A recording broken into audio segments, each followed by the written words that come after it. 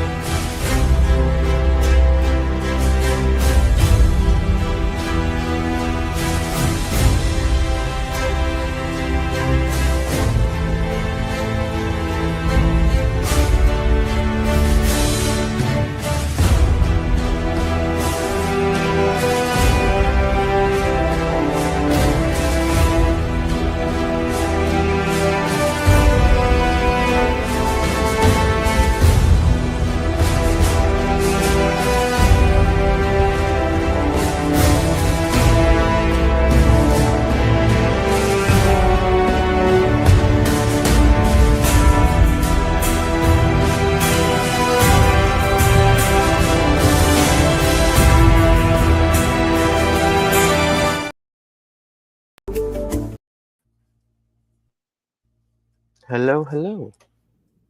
Hello, hello, hello. That's a beautiful Welcome trailer, to. by the way. I love the music. It's fantastic. Thank you. Yes, I love you that you inserted yourself into the credits. It was awesome.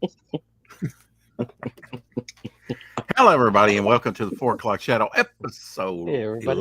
Hey, Shadow. 1104. Hey, what's happening, Homer? So, Just here, you know, what saying hello to Rex and everybody else. happy belated Cinco de Mayo and your 19th anniversary. Yes, I know you're listening, Mama Hunt. Hope you had a good time. Yes, absolutely. Mm-hmm. You guys are going to celebrate tonight or this weekend, or because I know. We'll probably have another nice little dinner this weekend. We did dinner on Sunday, and then Mama Hawk had to work yesterday, so yeah, so we didn't really get to do anything last night. But yeah, we'll probably do a little something again this weekend. Right on. Right on. What's up, Apex? Bone out in the chat. Bone says guys. early stream. What happened to the real Rex? This is right on time. What do you mean? It's 3 minutes so far. Where's the real Rex, and what have you done? Yes, I've been cloned. That's what he's got. That's what took all that time. Mm-hmm. Yeah, takes a while in the hatchery. They modified him with an on-time gene. I guess I better go. Well, that's never going to happen. But anyway, we have Dealer Draws on tomorrow, and he'll be shilling both his projects. Cool. It's been a while since we talked to Draw. Mm-hmm. Oh, Diller draws. I thought you said killer draws, like killer, like underwear. How was your Monday draw stream, Homer? It's like every day you're having a draw stream now.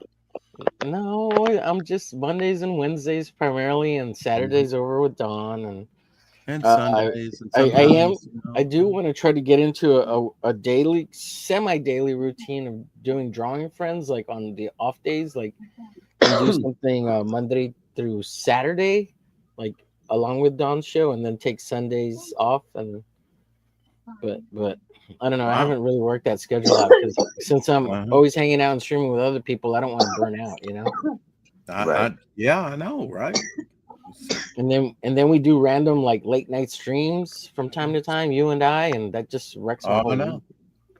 Yeah. Or I'll Rex do like is good for those random late nighters.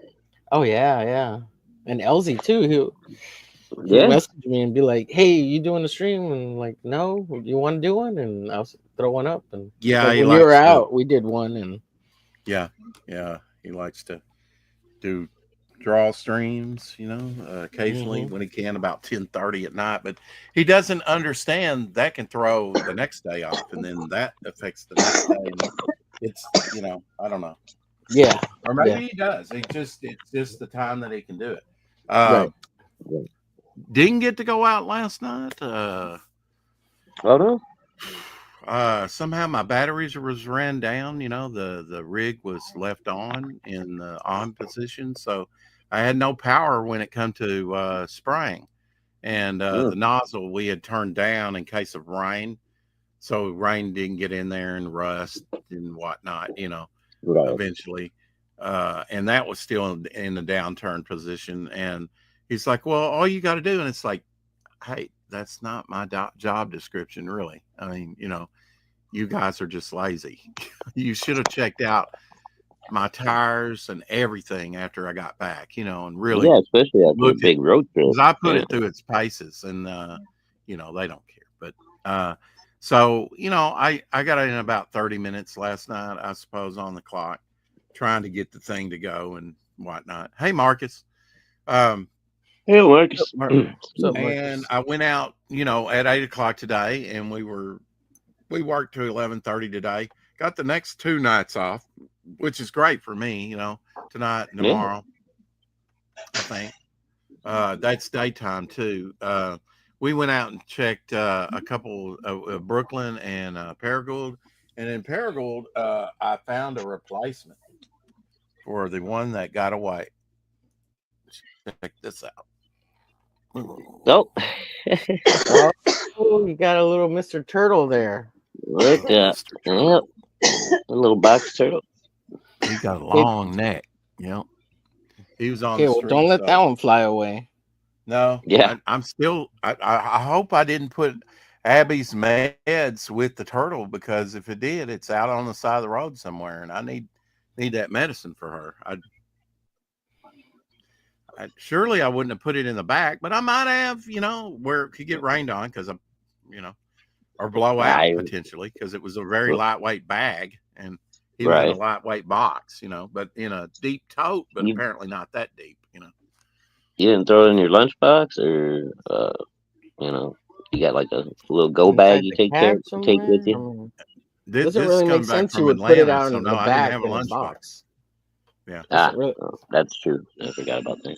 Yeah, I think I put it with the art, or Elsie remembers me putting it with the John Buscema artwork, which we put in between cardboard boxes, taped up and real secure, so it could get here, Right. Safely, yeah. without Hmm. anything damaged. And I put Doc Blaylock's piece that he gave me, which was a panel, I think, in his most recent book, Damn Dirty Thing. Oh, Speaking of cool. which, uh, may not get monetized if I play this, but hey, if you haven't go back, Damn Dirty Thing. Aren't they delivering that now? The second book? Yeah, Yeah, it's I'm Oh waiting yeah, delivering. for yeah. I mine. got mine. Yeah, a couple weeks back, I think I got mine.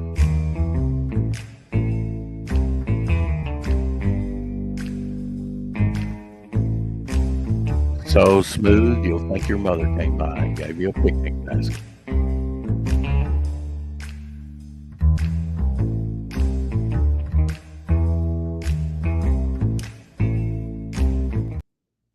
Yeah, yeah, you know the thing. It's like Doc's got to be the coolest guy in the room. Come on, with that You music. should edit that music so you can monetize it. I know it could sound like this.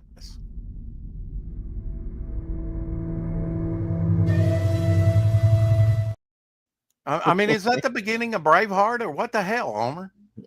It's random free music I found on YouTube, homie. Right, and I Stop know giving you me a did it. hard time.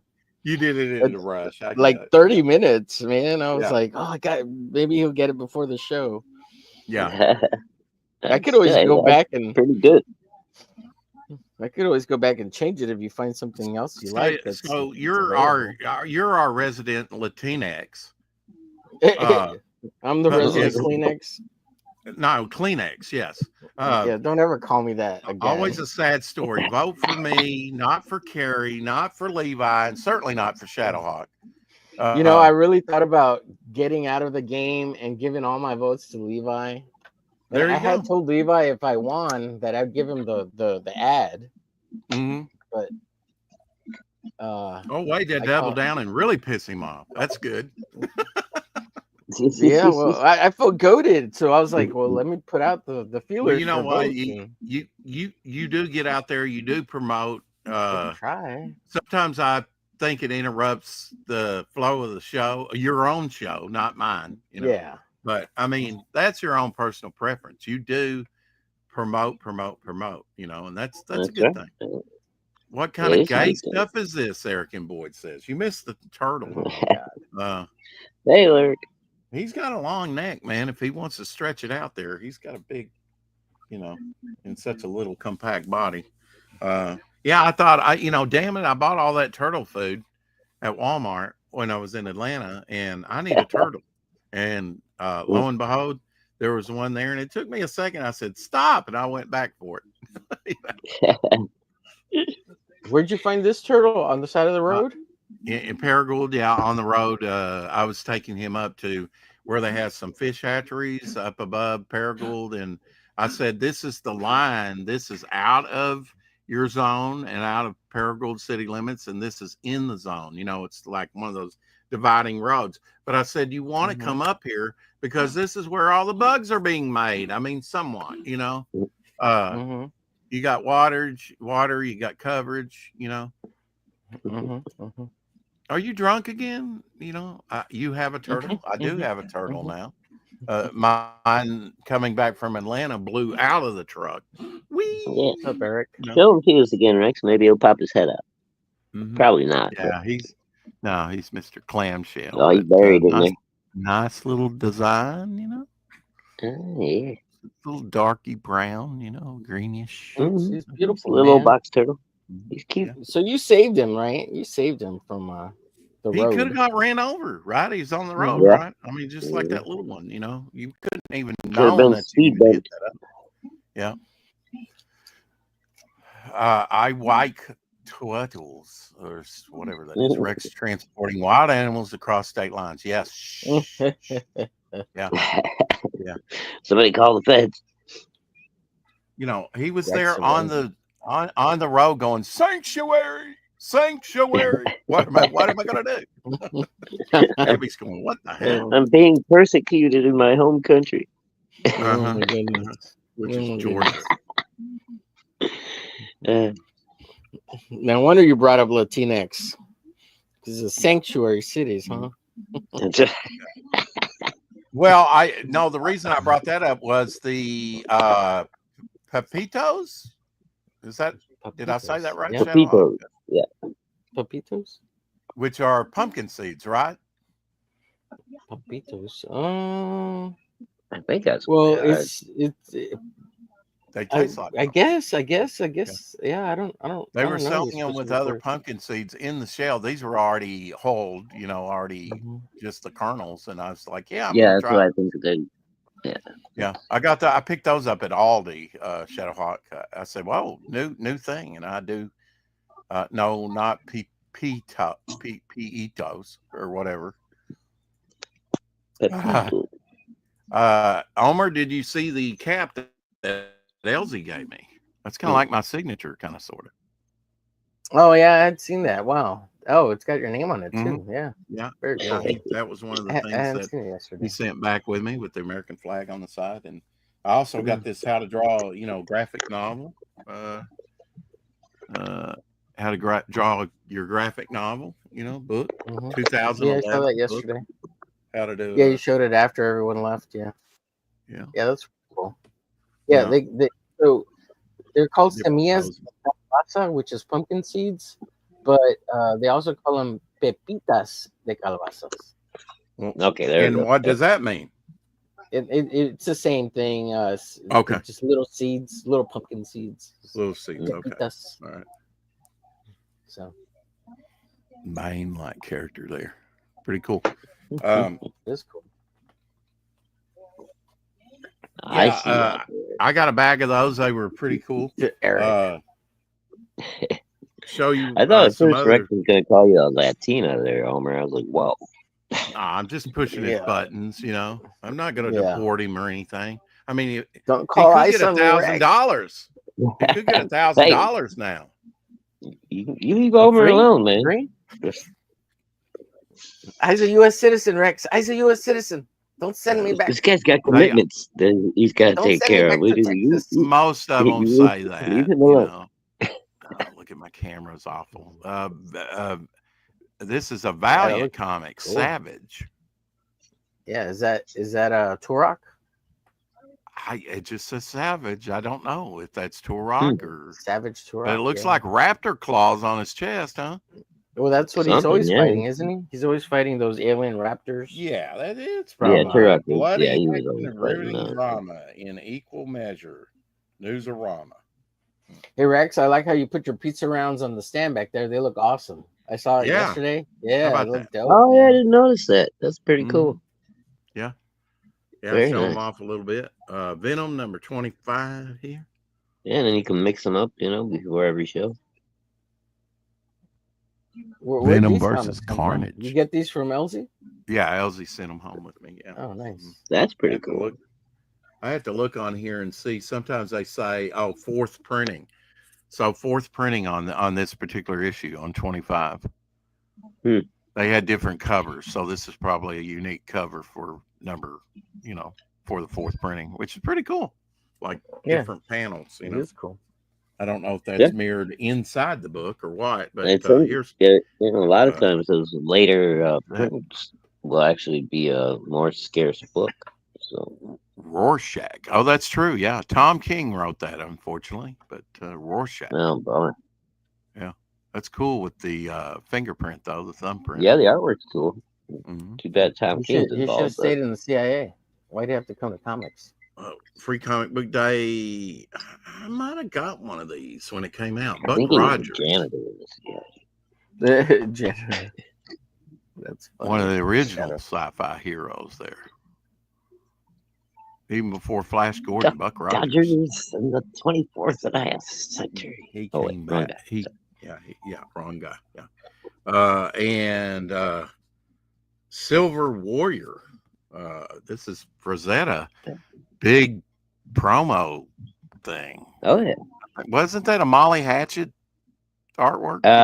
That one, no. Molly Hatchet No, with didn't the use polar that one. bears. So. Okay.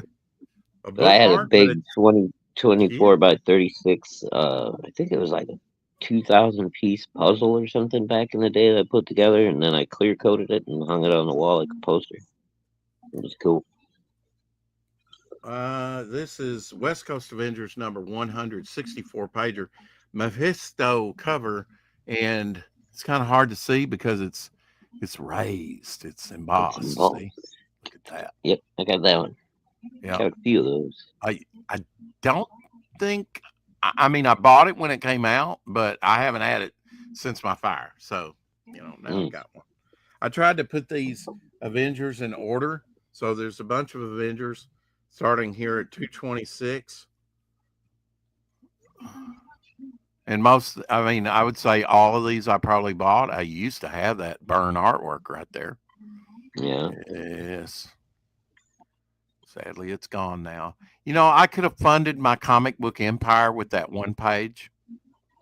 Oh, probably. $50,000, $100,000 for that page to another collector. I'd done it. You bet. Hell yeah. Made a copy first, but well, I didn't like nothing this wrong with logo, scanning and it, yeah. didn't much like that logo, the Mighty Avengers. It's just like me, Al Milgrom. Yeah, it was all right. It wasn't one of the better ones. I'm checking these out because it's got that Miss Marvel there, and I'm trying to find that John Buscema book. But I bet you I've looked through these or most of them before. Another Al Milgrom cover. Inner Visions. Okay. Al Milgrom is probably up there with Gil Kane as far as doing the most covers. I mean, Al Milgrom's done a lot of covers. Yeah. I mean, he did almost all the West Coast Avenger covers, right? I think so. That's a John Buscema cover. At least like 90%. Isn't this where Phoenix comes back? Or was that a crossover? Because she came out of a cocoon. This might be a reference to it, but she doesn't come back yet. Yeah. Okay. What is this? This is a crossover. I've got those books, but I don't remember exactly what the storyline of how if it was a crossover there or what. That was a Buscema cover. This is too, I think.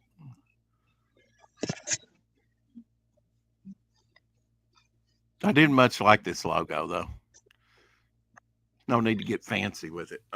Secret Wars 2 continues in this issue. So I maybe since Namor's there, this looks a lot like Namor. I would say that's probably the bystander, although doesn't it just looks like a raging. It almost looks like Namor. You mean the mad. Beyonder? The Beyonder. What I say? He's giving Marvel his own characters.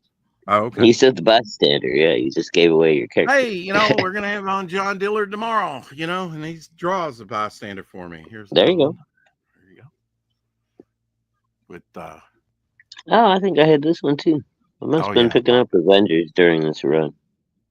This is John Buscema, but it kind of reminds me, and he may have inked it. Alan Weiss, Alan Weiss. Yeah. He did a lot of covers and stuff. He was pretty good. These were some things here. The Trouble with Tribbles. This is like punched out, things on storylines. Not just Tribbles, but different.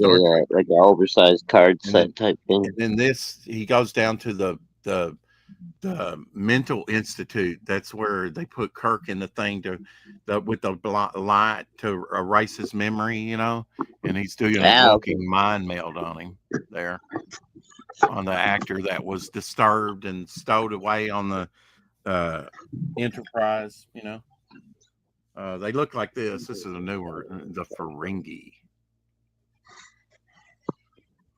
So I guess they're not all original,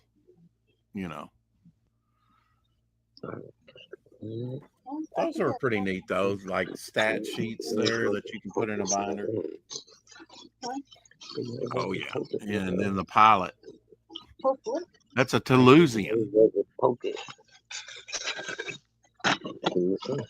What'd you call me? A Toulousian, I believe. How dare you, sir? That's what they were called. I've actually got one over here, a bus. Bless you.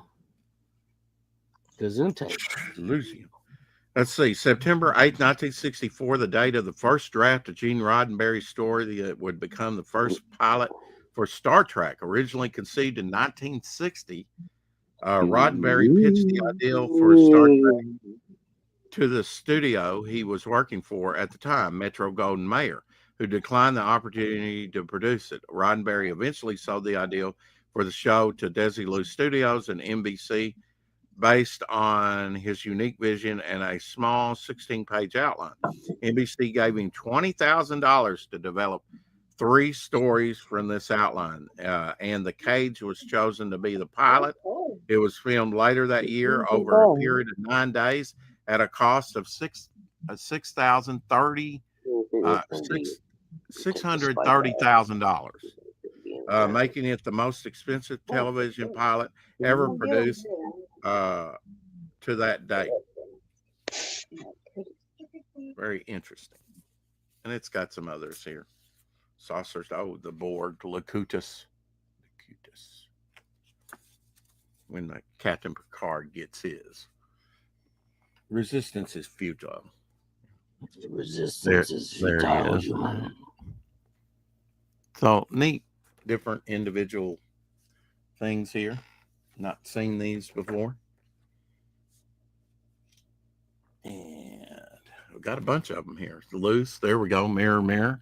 When Spock has the goatee and mustache. And the captain could wipe you out in a blink of an eye with just a press of a button. Evil Spock. I like evil Spock. And then, this is where Spock has to really focus. See, he's focusing. I have to get married and fight my best friend Jim and cut him in half.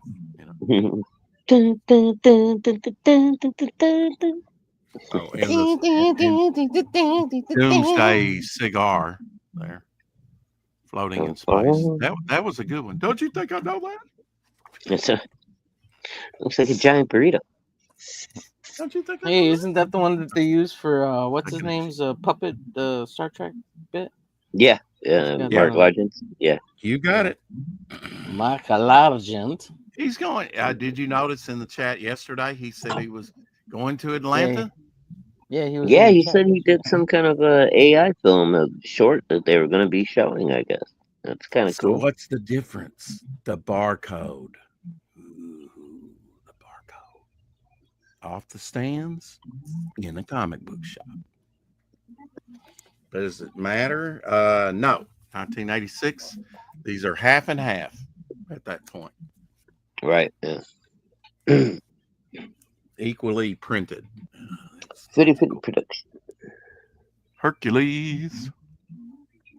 Hercules. I mean, John Buscema, he just came back 3 or 4 times and did runs on Avengers. This was one of his later runs. A lot of talk about Kang issues, because Kang was in one of the Marvel shows or something recently, right? Well, yeah, but then they he's in they rescripted all of it because they fired it. They fired the guy, didn't they? Yeah, I don't think that movie never came out, did it? With John him in it? Majors, yeah. Yeah, Now, yeah. Moonstone, that's an obscure Marvel character. I went into okay, I had bowel trouble It's that like he day. doesn't care Okay, I had to take what we say, Shadow. I had to go to the Look. restroom bad when I was out in residential doing my job in Atlanta. And so I'm like, okay, the quickest thing I'll put in the gaming. Okay, go back to the motel. Why do you keep calling it gaming? Something it's called a along the Garmin. way. They don't want to hear the story. They just want to go ahead. No, I asked you a question. I want to hear What your was the story. question? I said, why do you keep calling it gaming? It's called a Garmin. Okay, a Garmin. Okay. I'm in the ballpark, so don't bust my chops too much. Hey, Anna. Justin Belmont in the house. I will be backing your book here soon, Justin. I can't wait to back it. What's going Mark on, everybody in the R. chat? Largent Mark in the is house. back. Did someone say Star Trek? Hell yeah. Bonjour. Love John Buscema. Well, you're going to love my next book then, Marcus. Molecule. We have Anna in the chat. I want to play your music on my show, Anna. Is it possible? Anna, when are you going back to Japan to tour? In June? Is it June that you're going? You usually go around June or July, right? But so anyway, this is leading up to something, right? I had to have a bowel movement, basically a BM, right? and I was in residential, nowhere, anywhere, bathroom unless you knock. Can I use your restroom? I'm not going to do that, right? And I'm not going to do a squatty potty or whatever, right? So I just programmed in what is it? Garmin. Garmin. Okay. To go back to the hotel. And I thought, surely that's the quickest way to get, to go through some commercial, use a box. Thanks, Marcus. Yeah, it's been a long time. Rex has an ideal to pronounce Garmin. Yeah. Use the map on your phone. Yeah, I was using the Garmin GPS. But the first thing I saw was a Circle K, Walgreens. 7-Eleven. Walgreens. Oh, Walgreens. Okay? So I went into the Walgreens and used their facilities, and I thought, well, while I'm here and just going back up front, I'll go through the toy section and see what they got. And they had some pretty neat Marvel Legends figures that's probably been in there a long time. Really? And one of them was Moonstone. They had it marked down to like $4 and something, a damaged box, but I didn't get it. But Moonstone's kind of an obscure villain, right? Yeah. I would have grabbed her just to pick her up because I don't know how many of those got made. So, you could have ripped the head off. It would have been great. I've actually got two of that one. There are some doubles in here. I think there's a double of this. Now, some of them might be, you have to check. One of my favorite Marvel villain heroes, Absorbing Man, with Ant-Man there and Wasp. I'm not sure who's in bed there. Huh? That's a cool character, yeah, Absorbing Man. Go toe-to-toe with Titana, has held her own against the She-Hulk. And now Ant-Man and Wasp are going to stop them. I'm not sure who's in the hospital bed, though. He looks like, he's Hercules or something, yeah, I can't tell. Gilgamesh I think he was clean shaven though. Gilgamesh was a character that was an Avenger for a while. I think they killed him off. Rex, can you check out my AI film here? Sure, I can do that. Oh, hell, Mark's in the chat. What up, Mark? I'll be in Japan from May 20th until the end of June. Wow, it is coming up. Well, maybe you can call us again, and we'll do it. Okay, Pop. It's K-pop. Well, have a nice trip, Anna. I'm sure we'll see you before you leave. But does he absorb much fun when he cleans? Okay, so let me get that link. That's all the Japanese I know. Sorry. Sushi, Toyota, Hyundai. Learning Japanese, I really think so. 1986, because this was 25th anniversary issues during this time period. Toshiba, Mitsubishi. Okay, so linkage.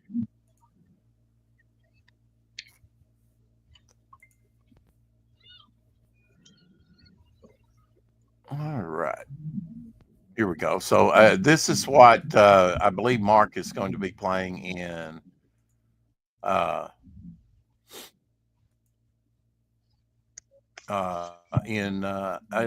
here soon. Yeah, the Atlanta International Film Festival, I think that you said. You can confirm that, Mark. Yeah, AI film. But I thought he said that. Yeah, maybe it's. I could be wrong. Sugoi. Is there no sound for a certain reason, or? I don't know. Maybe Rex muted himself.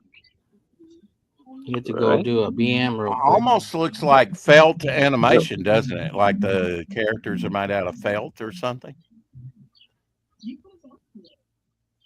Yes, sir. Yeah, there's no sound though, Rex. We're not getting any sound, or I can't hear it. Yeah.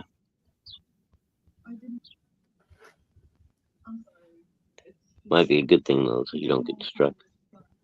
Well, yeah, depending what kind of music they put on it, but yeah, I don't know what for AI. Song you can't really claim the copyright for AI, so I'm not sure.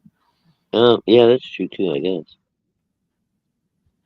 So I don't. Mark, how are you claiming the copyright? Oh wait, this is Mark's film. Yeah, we don't have to worry about getting struck by Mark.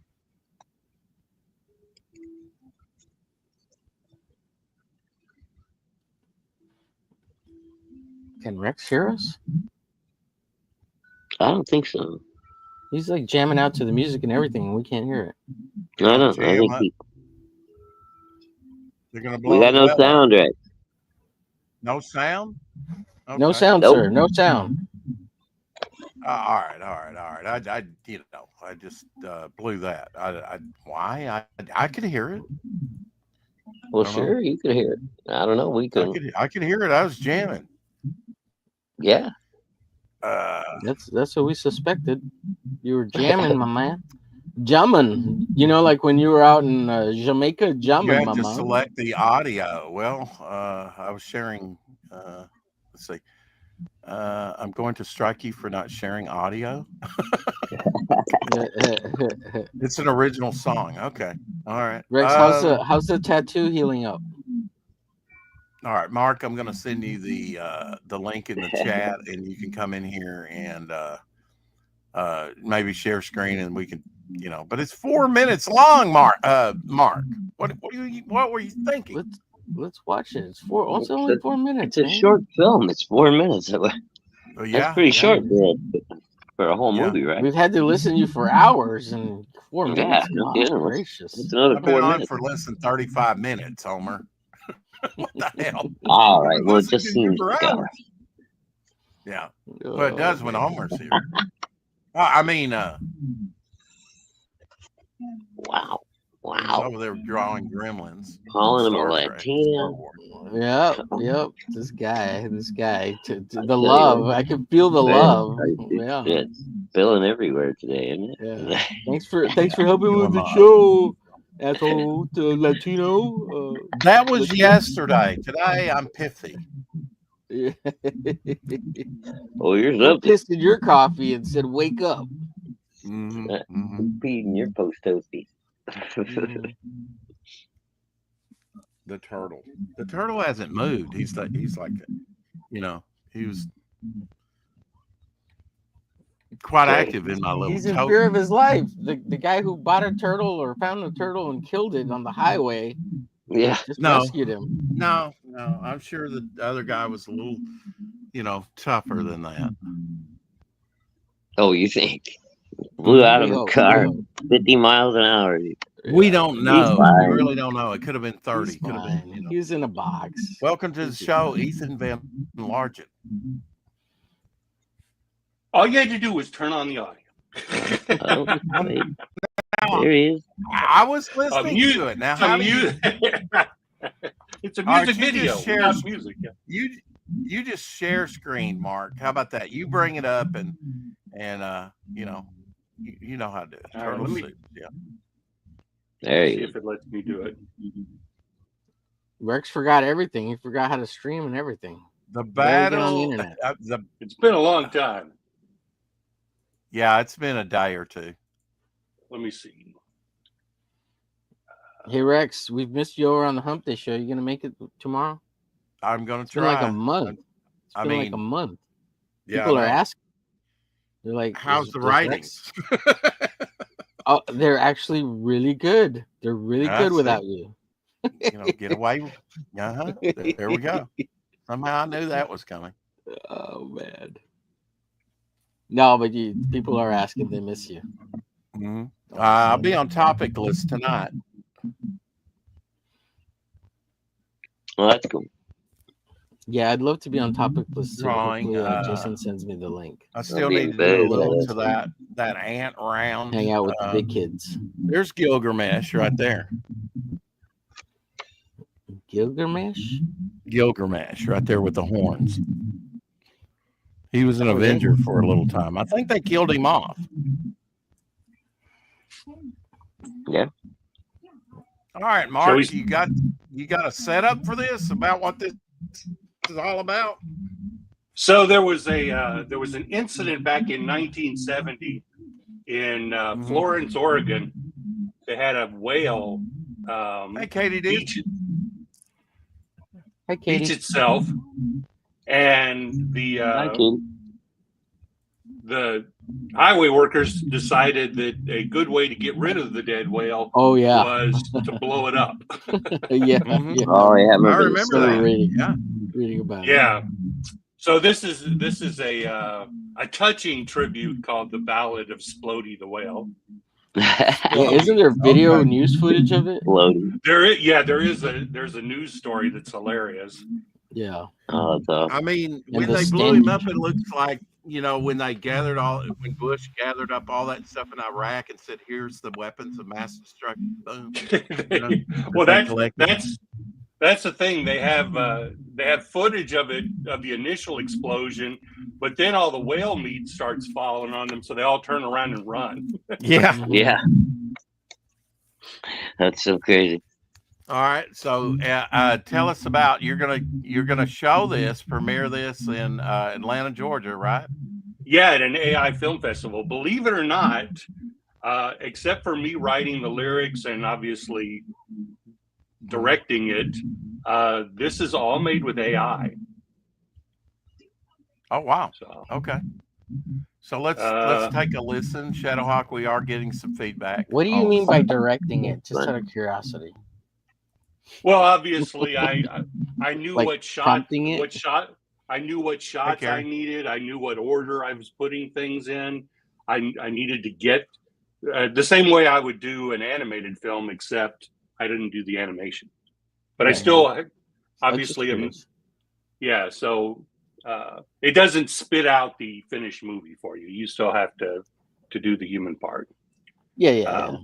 I know how it works. Oh, I'm just curious. listen to the tale of Splody the whale, one of God's most beautiful creatures.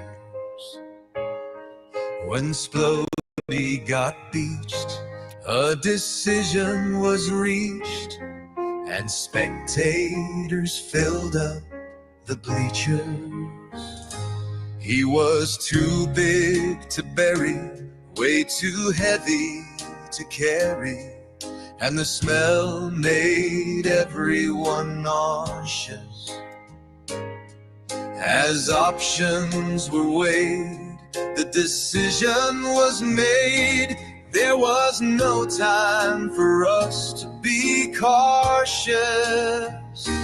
It's a sad, sad tale about Splody the whale, but it's Splody. one you'd be wise to hear. Sometimes jobs are large, but when it comes to a charge, don't use any more than you need. Well, the Oregon DOT brought a bunch of TNT. Some thought it was a little excessive.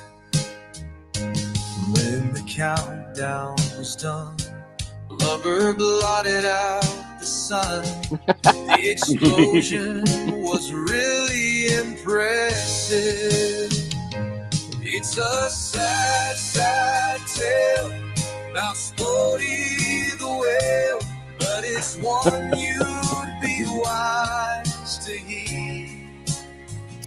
Sometimes jobs are large, but when it comes to a charge, don't use any more than you need.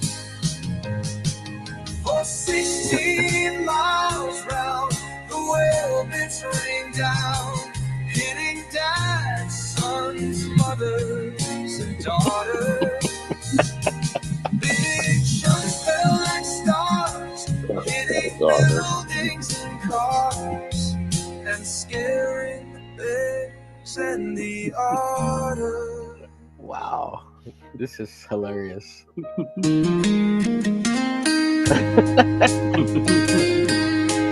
The bears, oh my god.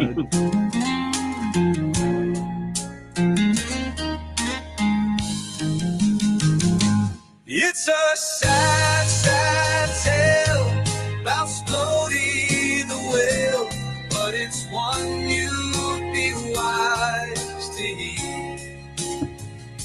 Sometimes jobs are large, but when it comes to a charge, don't use any more than you need. Now old Splody is gone, but his story lives on, and is the cause of local resentment. To this very day, there are some folks who say they keep picking out pieces and remnants. It's a sad, sad tale, Splody the whale. It's a sad, sad tale.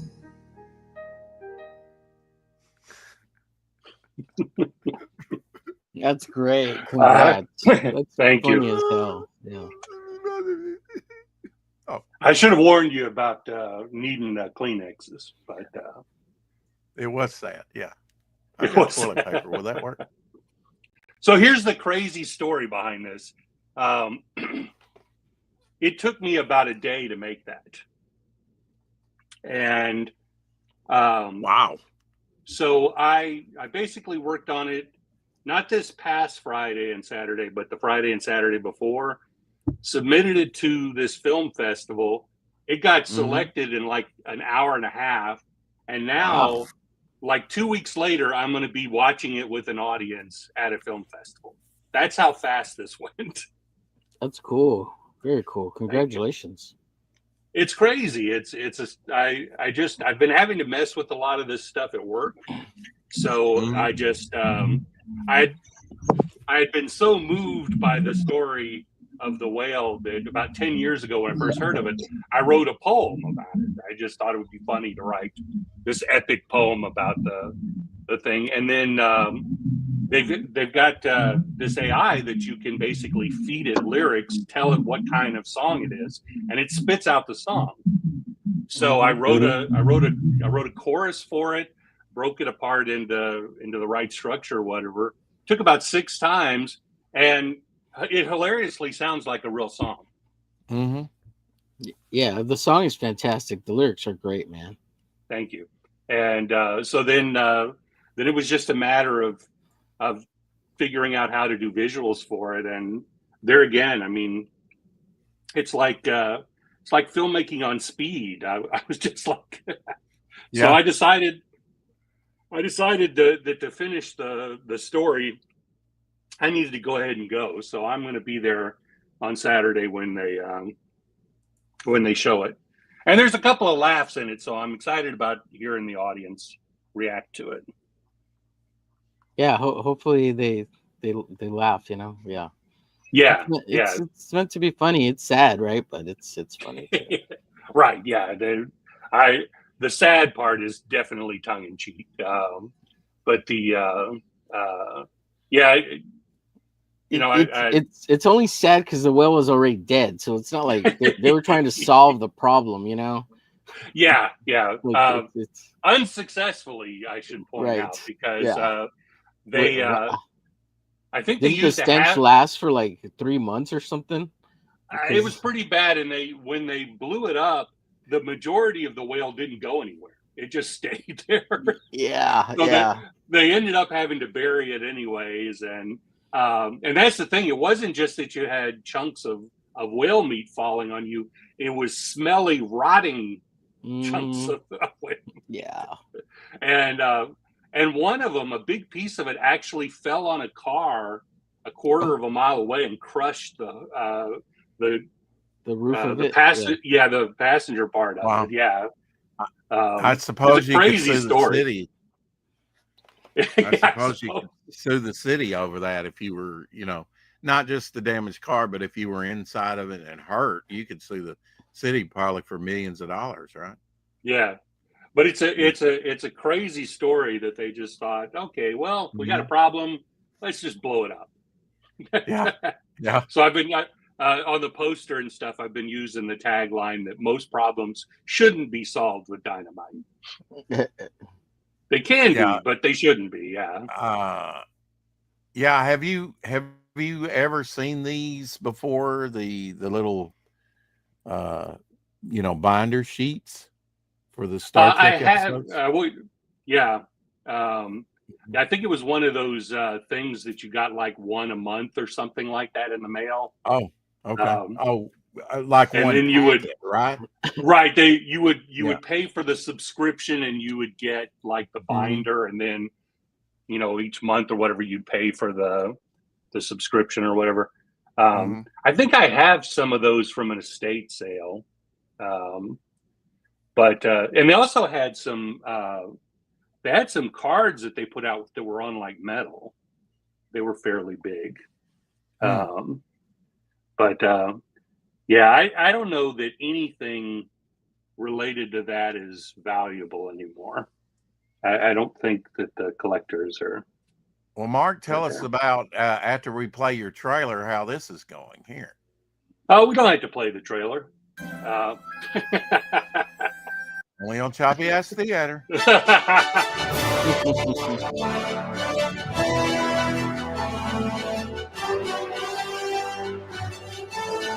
Get out your Viewmasters, folks. What's a Viewmaster, Rex? Viewmaster Rex. I kind of like that title. You don't think I know that? Yeah. Mark's got his eye clicking it.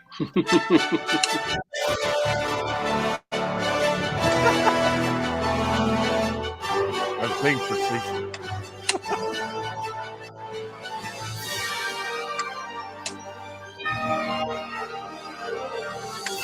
You've probably got the Star Trek reels in 3D right there that you're looking at, huh?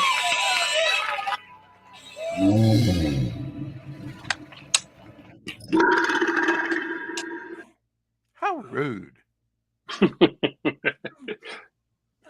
Yeah, there's nothing that that really shows off animation better than choppy ass theater. Yes, thank you. A Is that a new a rack? series of stills. Is that a new Oh, rack you've got there, or what is that? no, this is my other one that was in storage. I had to take it out of storage, so I've been pondering what to do. As far as I was thinking for a while that what I might do is print out like crazy expensive comic book covers and put them in bags and put them on here, so it looks like I have like Detective 27 and Action Yeah. Comics #1 and stuff. But I haven't gotten around to doing anything. Hex Allen in the house. Hey, Hex. That's a good gag, Mark. I just thought it would be fun. Hex sent a disturbing X message saying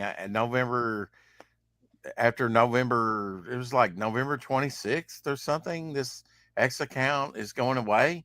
Just a reminder. And I'm like, why? Yeah, what's that about? So maybe maybe we'll find out on the Rex X and Apex. And I still haven't went over to Apex's. I meant to do that. Apex was in here earlier saying welcome back. I haven't seen Apex in the chat in the last couple of days, so I meant to go over to his channel and see. Apex is having some issues with his Instagram or something because he keeps making new accounts. Oh, wow.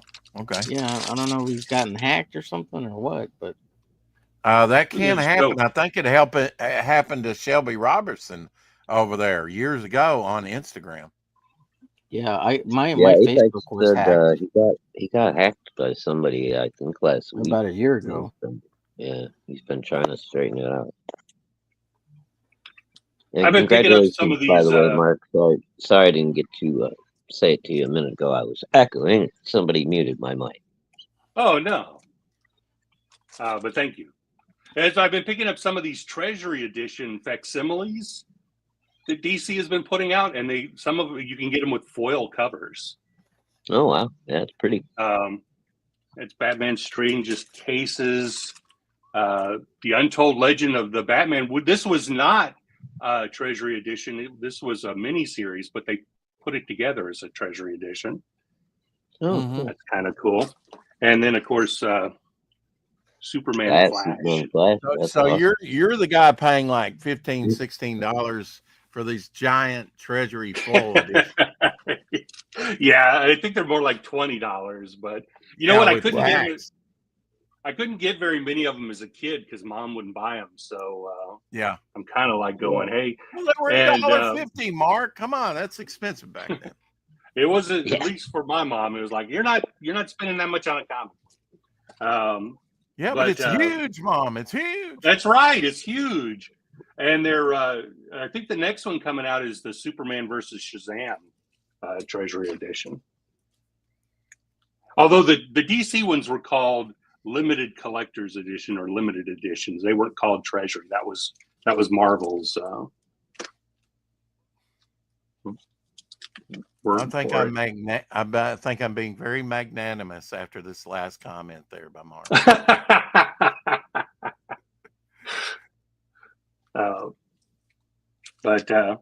No, I think they're cool, and they're printed on some kind of heavy duty paper that's similar to like the old newsprint. Carrie said, Mark, have you your new project in the making? I'm a bit late today, so I don't know, the thread of the chat what we were talking about. So I guess that AI video that we just watched is probably so that's the what is that you're coming through? Is that one of those Treasury things? What is that? I was just showing that they have them on it's kind of a heavy newsprint stock. It's nicer paper than the original, but I like the Alterna books. The Alterna books are newsprint, but it's a little bit better stock. Yeah. You could make these tabletop dioramas back in the day. That's cool. I never did. But it's 20-pound in newsprint paper instead of 10-pound newsprint paper. Right? Probably, yeah. Yeah, and something like that. And it's brighter. It's not quite as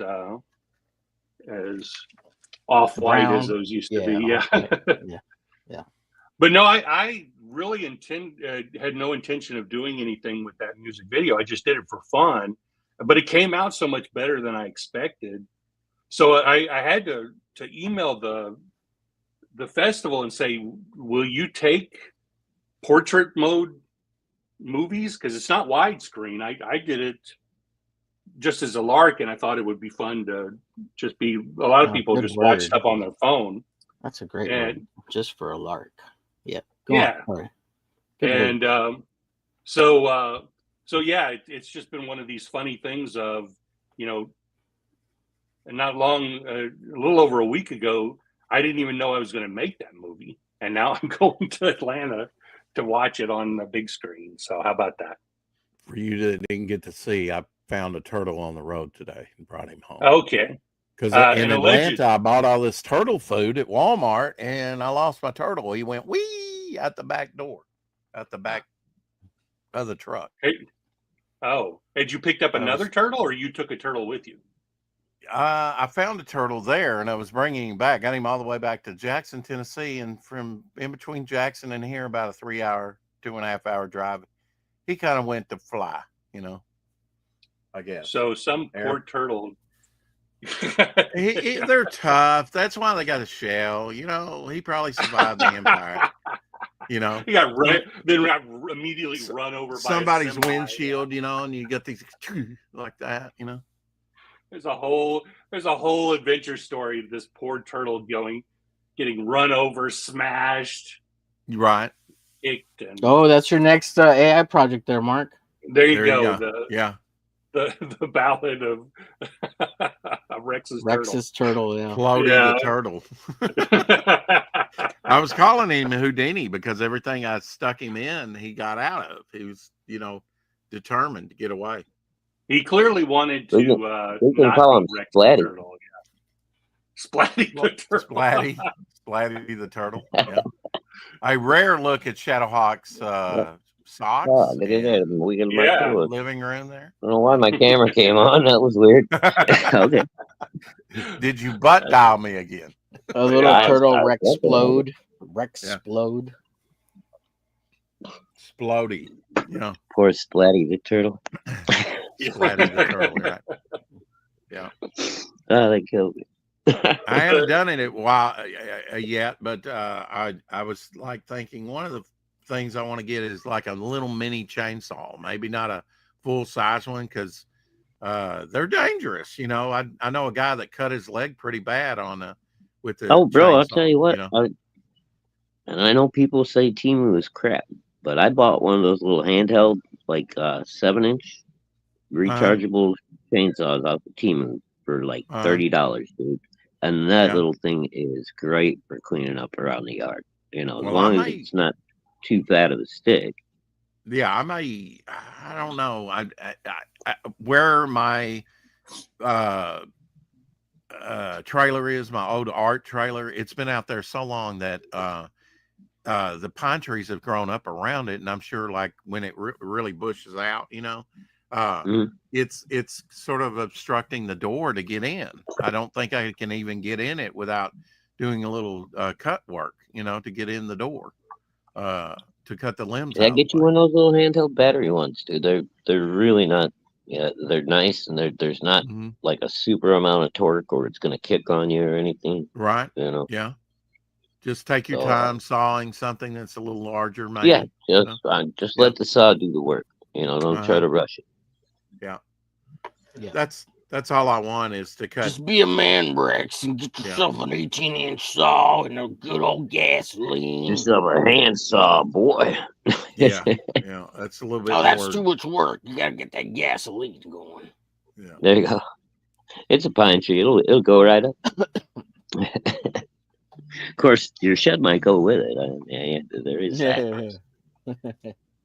If you haven't checked out Mark Largent's project, Stalled Track, it's up on Indiegogo. It is the complete collection of the future on the city of the edge of foreclosure. and other stories. Yeah, it's all three. It's the Mud Time, shenanigans. the City on the Edge of Foreclosure, and the Doomsday Machine. Have So you figured out how to do your comic book? Because you are offering a comic book with this. Yes. So I haven't started the comic yet, but I'm almost finished with doing the 3 making of documentaries. I have like one thing I have to do to finish the City on the Edge of Foreclosure, which is the middle one, and then I'm going to get the Doomsday. Then I can get the discs ready to go off to the manufacturer. Once that's done, I'm going to sit down, and I'm still wobbling back and forth between just doing it as a photo comic or actually drawing it. I haven't quite decided. So few of them sold that it doesn't really make sense to spend that much time doing it, but I might do it just for fun. Yeah. So if it's a photo comic, are you using those dummies for it? And this I just wanted to call them dummies. This would be your first comic book, though, right? Or would it? No. The first comic that a friend and I published a 2-issue comic in '94 called Mr. America, and then we did a graphic novel called Greyhawk and the Starbucklers of the Caribbean. That was in '97, and then I actually I wonder if I've got any on here.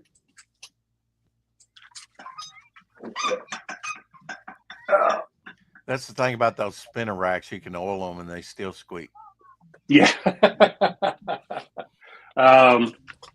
Yeah, that was Mr. America 1 and 2. I think I told you the story that when we sent it to the printer, we sent the same file for for this. So what they did was add an extra 1 next to it to make it number 2 because we.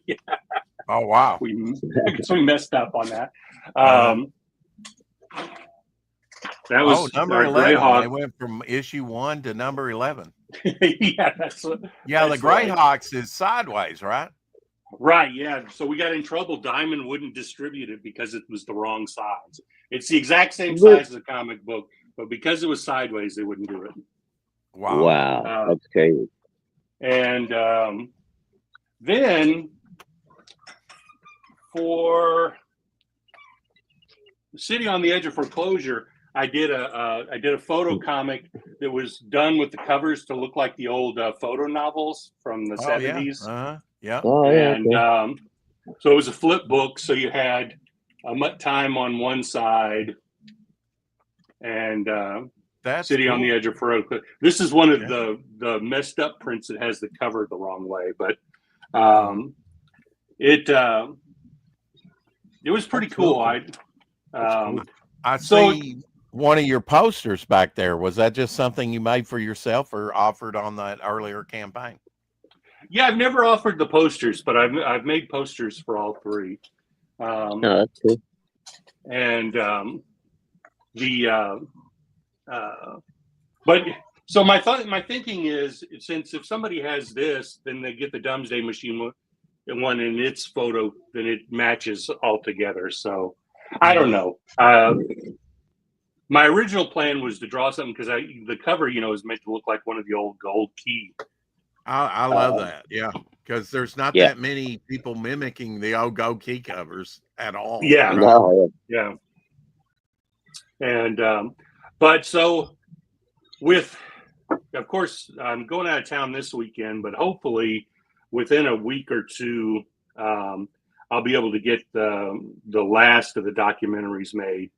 Then the big thing is just to Gary's saying, if you use a little beeswax furniture polish, it'll remove the squeak for you. There you go. Yeah. Yeah, I need to try that on me too. Mark, if you're going to Atlanta and especially downtown Atlanta, I will be praying for you. Traffic is horrid. Well, I'm just going to do. I'm flying in, so I'll take an Uber from the airport to the hotel, and take an Uber from there to the. You just sit back and watch everybody. Yeah. They're like Bruce Lee. Yeah. They're crazy, man. I had to go to New York for work back in February, and I would never Mhm. drive in New York City. I wouldn't either. I went to I Manhattan back in '87, and I would never drive in Manhattan.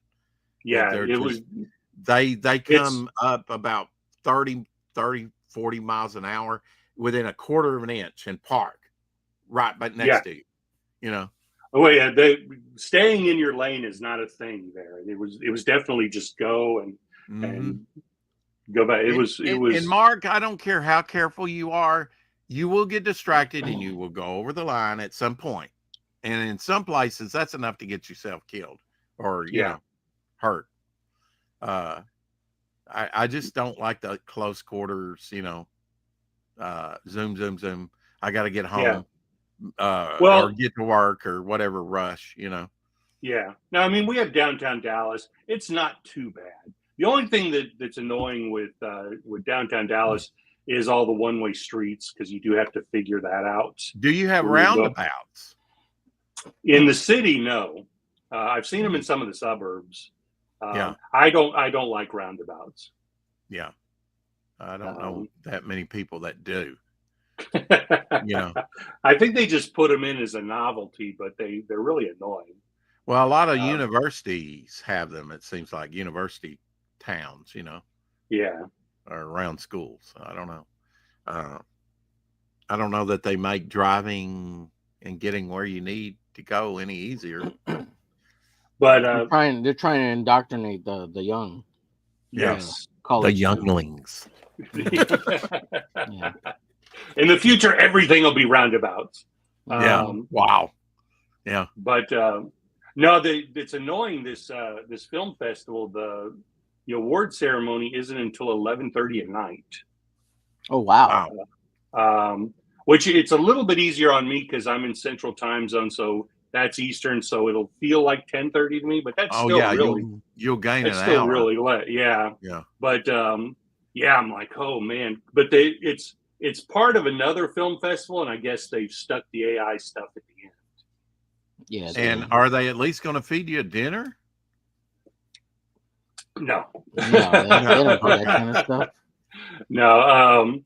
I'm really curious to see because they have on the website, they show the films, and mine is sort of buried in the middle, and you see like all these nightmare, ghoulish type things and weird stuff, and then low budget horror movies, basically made with AI, and then right in the middle of it is a little cartoon whale, Winnie the Pooh. I mean, they're making horror movies out of public domain type stuff now.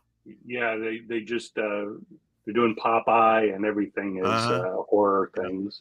Popeye's Revenge. Yeah, Steamboat Willie and but Popeye sings Steamboat Willie. So I have no idea how it's going to be received, but it's always fun. I've gotten to show they don't boo and throw stuff at the screen.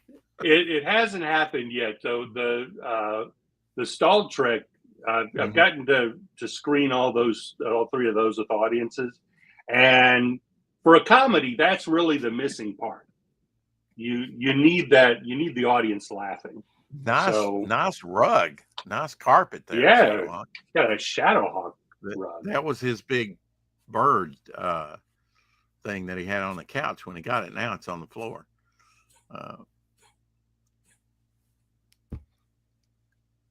Is Shadowhawk muted on purpose? Try the that's an actual area rug there, Rex. The one on the couch area is rug. just a little a throw. Okay, throw. Okay, so you've got a couple of different things with birds on there around the house. Oh yeah, I got a bunch of little ravens and hawks and stuff around. Mark, try the alligator tail. Very good. Delicious. Delicious. That was that Papa. What's the name? Pappadeaux. Pappadeaux. Yeah. Pappadeaux. Yeah. Oh, I think that was that Pappadeaux. If I go to Pappadeaux, it's crawfish etouffee all the way. Oh Okay. yeah, there you go. Yeah. I love crawfish. Man. There was somebody, I think Xavier was going to get that. He might have opted for something else, but he's like, yeah, I get the same thing every time. And I'm like, okay. You know, to me, I got the 20-ounce ribeye. Oh my God! When Yeah. they brought that thing with a big baked potato, everybody's like, "Ooh, look what Rex got!" Because the platter was this big. You know. Yeah, That that about as big. that restaurant chain has like 3 restaurants. They have like Papacitos, which is their Mexican restaurant, Papados, which is their Cajun stuff, and then it's like seafood. I can't. They have a steakhouse, and I'm trying to remember what it's called. Oh, is it Longhorns? No, it's got Papa in the. Saltgrass. That's the other one. Yeah, no, Saltgrass is really good, but that's not it. It's Papa something. I know what it's Papa. It's Papa Brothers Steakhouse, I guess, is what it is. Maybe, yeah, something like that. Yeah. Yeah, I'm in Texas. We got a Papados around here. We don't have the other ones yet though. So yeah, well, I mean, when I was money is no object. That was a down $41 meal, that steak meal. Yeah, the Papa's restaurants are a little more pricey. Yeah, but they've got a really good reputation though too. So yeah, at least they did back then. I haven't been there in years, but yeah, I said I want extra butter with my baked potato, and she brought me the regular, with one. I'm like, oh, you're gonna be one of those, okay? And she bought you a churn, and I reminded her, and she's like, yeah, I just hadn't got to it yet, And she comes back with 2. It was whipped butter, but it was like 2 big ice cream scoops worth. I mean, for one baked potato, it was a big baked potato, but that was a lot of butter. I did eat it. Yeah, that's more butter than potato. I don't think that's the correct ratio. No, but that's okay. It's my coronary. I do 2 like scoops a lot of butter. Yeah, you should see my popcorn. The kernels are swimming. He was making up for his calorie loss throughout the day after busting his ass all week. I think I must have lost about 10 or 15 pounds on that job. I swear. I mean, I came back. You look a little sexier. I thought that might be it. Yeah. Well, I had to strap myself in the chair here because I have no ass. I worked my ass off. It's mean, and gone. You can bounce quarters off it now. Ding. Well, I don't know. I've never tried that. Slide down, yeah. Yeah. I think that's just being old too. I think with all that squats. You got to do old squats, white guys just lose their asses. We have to use belts to hold our pants on because they just. Yeah. Either that or go all gangster, right? All right, what was it? No. Somebody was saying old guys. Squats. Yeah, old guys have frog butts. Where they frog butts. Wow. Okay. Yeah, where they just go down to nothing. Oh, man. I was testing water today. We got a little scoop to get down in the ditches and looking for mosquito larvae, and didn't find any. We're just kind of out for show now to show people we're out and about and doing stuff, right? And I forget what kind of shrimp he said it was, but it was probably a little shrimp, that because there was this mud hole that had these shrimp in it. I guess they were. It's like I had a black head, but the tail was red. It was kind of pinkish red, probably some kind of brine shrimp. Yeah, something like that. And I was like, really? Wow. Okay. It wasn't mosquito larvae. And we did get a kind of look at those when we got back. There are different configurations. Almost some of them are like spiky little hairs coming off. They look like caterpillar almost. What was the old comic book? The sea Sea monkeys. Sea monkeys. Those are brine shrimp. Yep. Mm-hmm. Yeah, I had those when I was a kid, and then years later, when I was in my 20s, I was raising piranhas from like little tiny dime size. I mean, they were dinky when I got them. They were like the size of a dime. Really? Wow. So actually, at the pet store, the guy suggested brine shrimp, and I was like, "Oh, okay." And he's like, "You can even, breed them live at home if you want, and give them to them live." So I got some of the frozen ones and got this little live kit. I took it home and I took it apart, looked at the instructions and everything. I was like, "Holy shit, these are sea monkeys!" Yeah. So you're feeding whole families of sea monkeys to piranhas. They got That's right, like, man. I was just cold-heartedly throwing them into the turtle food. You know, I got one thing that's just like freeze-dried crickets that are larger, which for this big turtle would be great. The little turtle, I don't know if he could have. You know, it would have taken him a while to eat one of those crickets, but he could have jumped them up, man. You'd be surprised. But there's one container that has like little shrimp here, a balanced sort of pellet, and something else. It's got like 3 in one container to give your turtle a different balance, you know, diet, you know. And I put a little bit of everything in this peanut butter jar lid in the tote that I'm feeding him right now. One of the totes I don't know back. with a turtle. I don't think you have to worry about a heat rock. A heat rock. Are you keeping that turtle in a pizza box? And what now?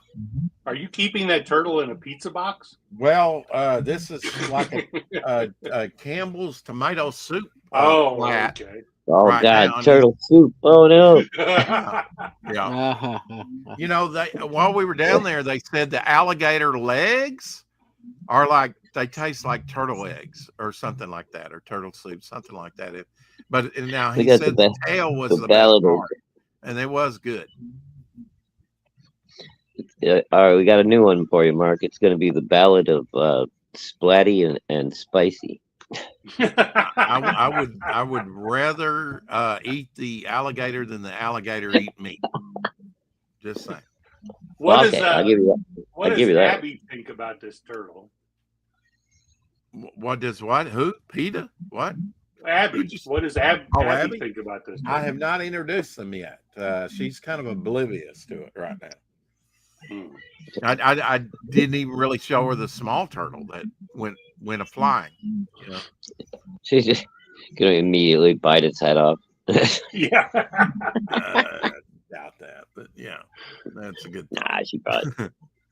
I'm sure she's probably run into turtles outside before. Well, I got a haircut today, and she went with me there, and it was pretty cool. There was this disabled woman came in, you know, that was an elderly woman in a wheelchair, and it's cool when she finally, you know, it comes up to them and they let the pet her and stuff. I think that's good therapy, you know. Yeah. Everybody likes to pet Abby, but she's not like a people person.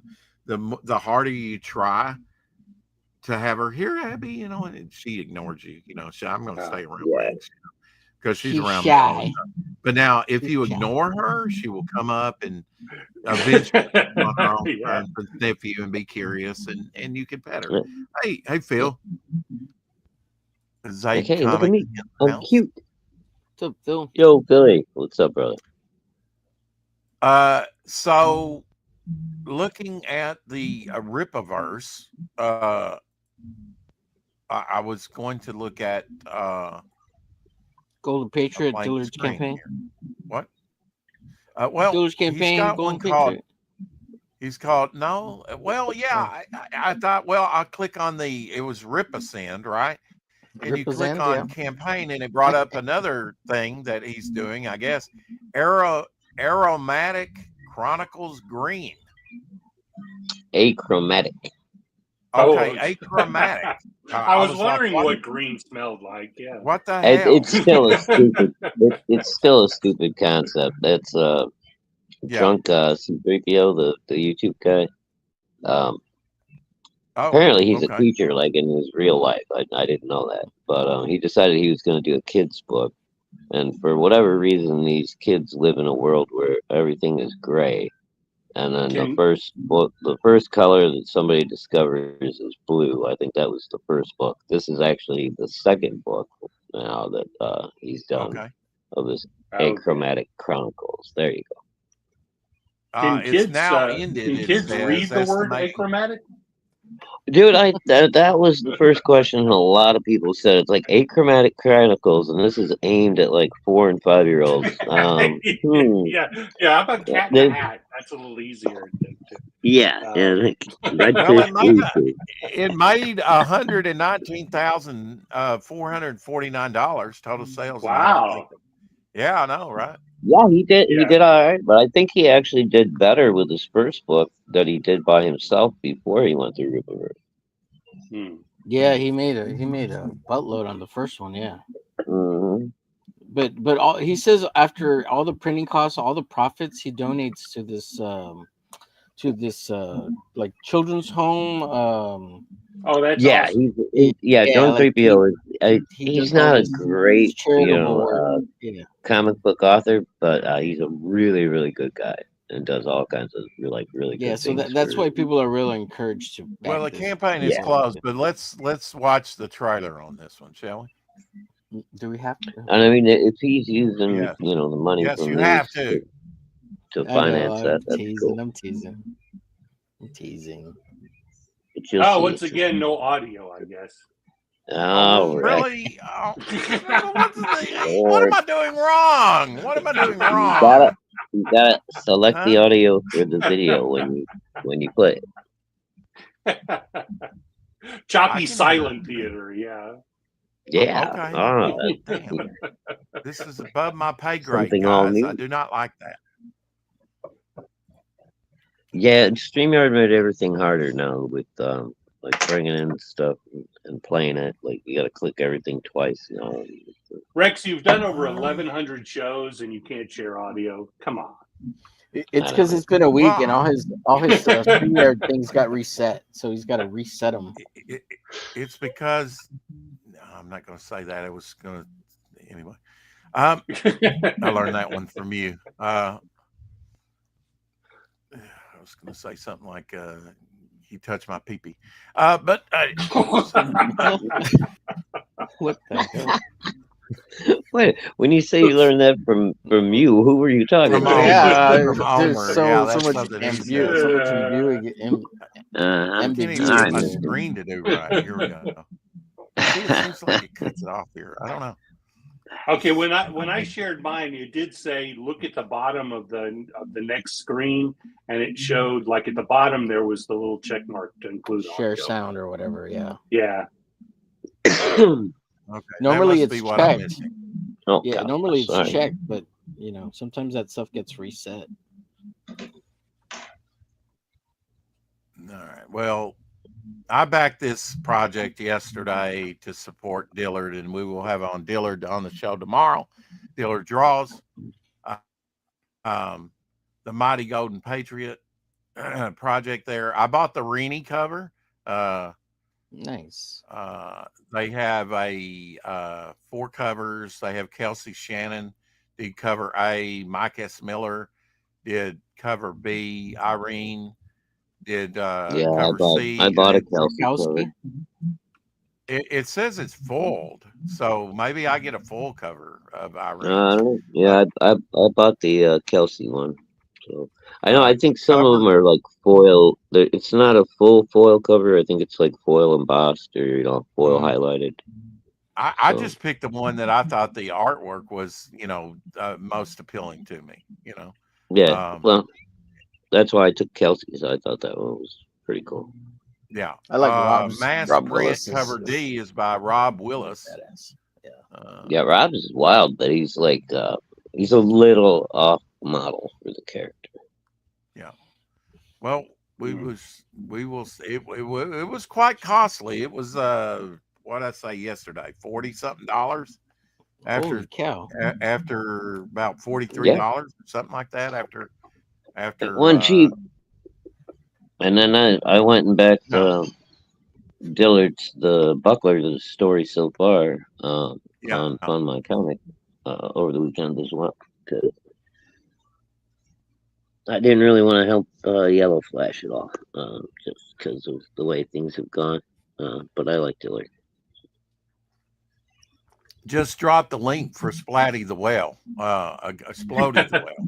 Splody the whale. Loaded. Yeah, Splatty, Splatty's the Splody. turtle. Hey, Mike. Splatty the turtle. Splody the whale. Yeah. Yeah. Did I?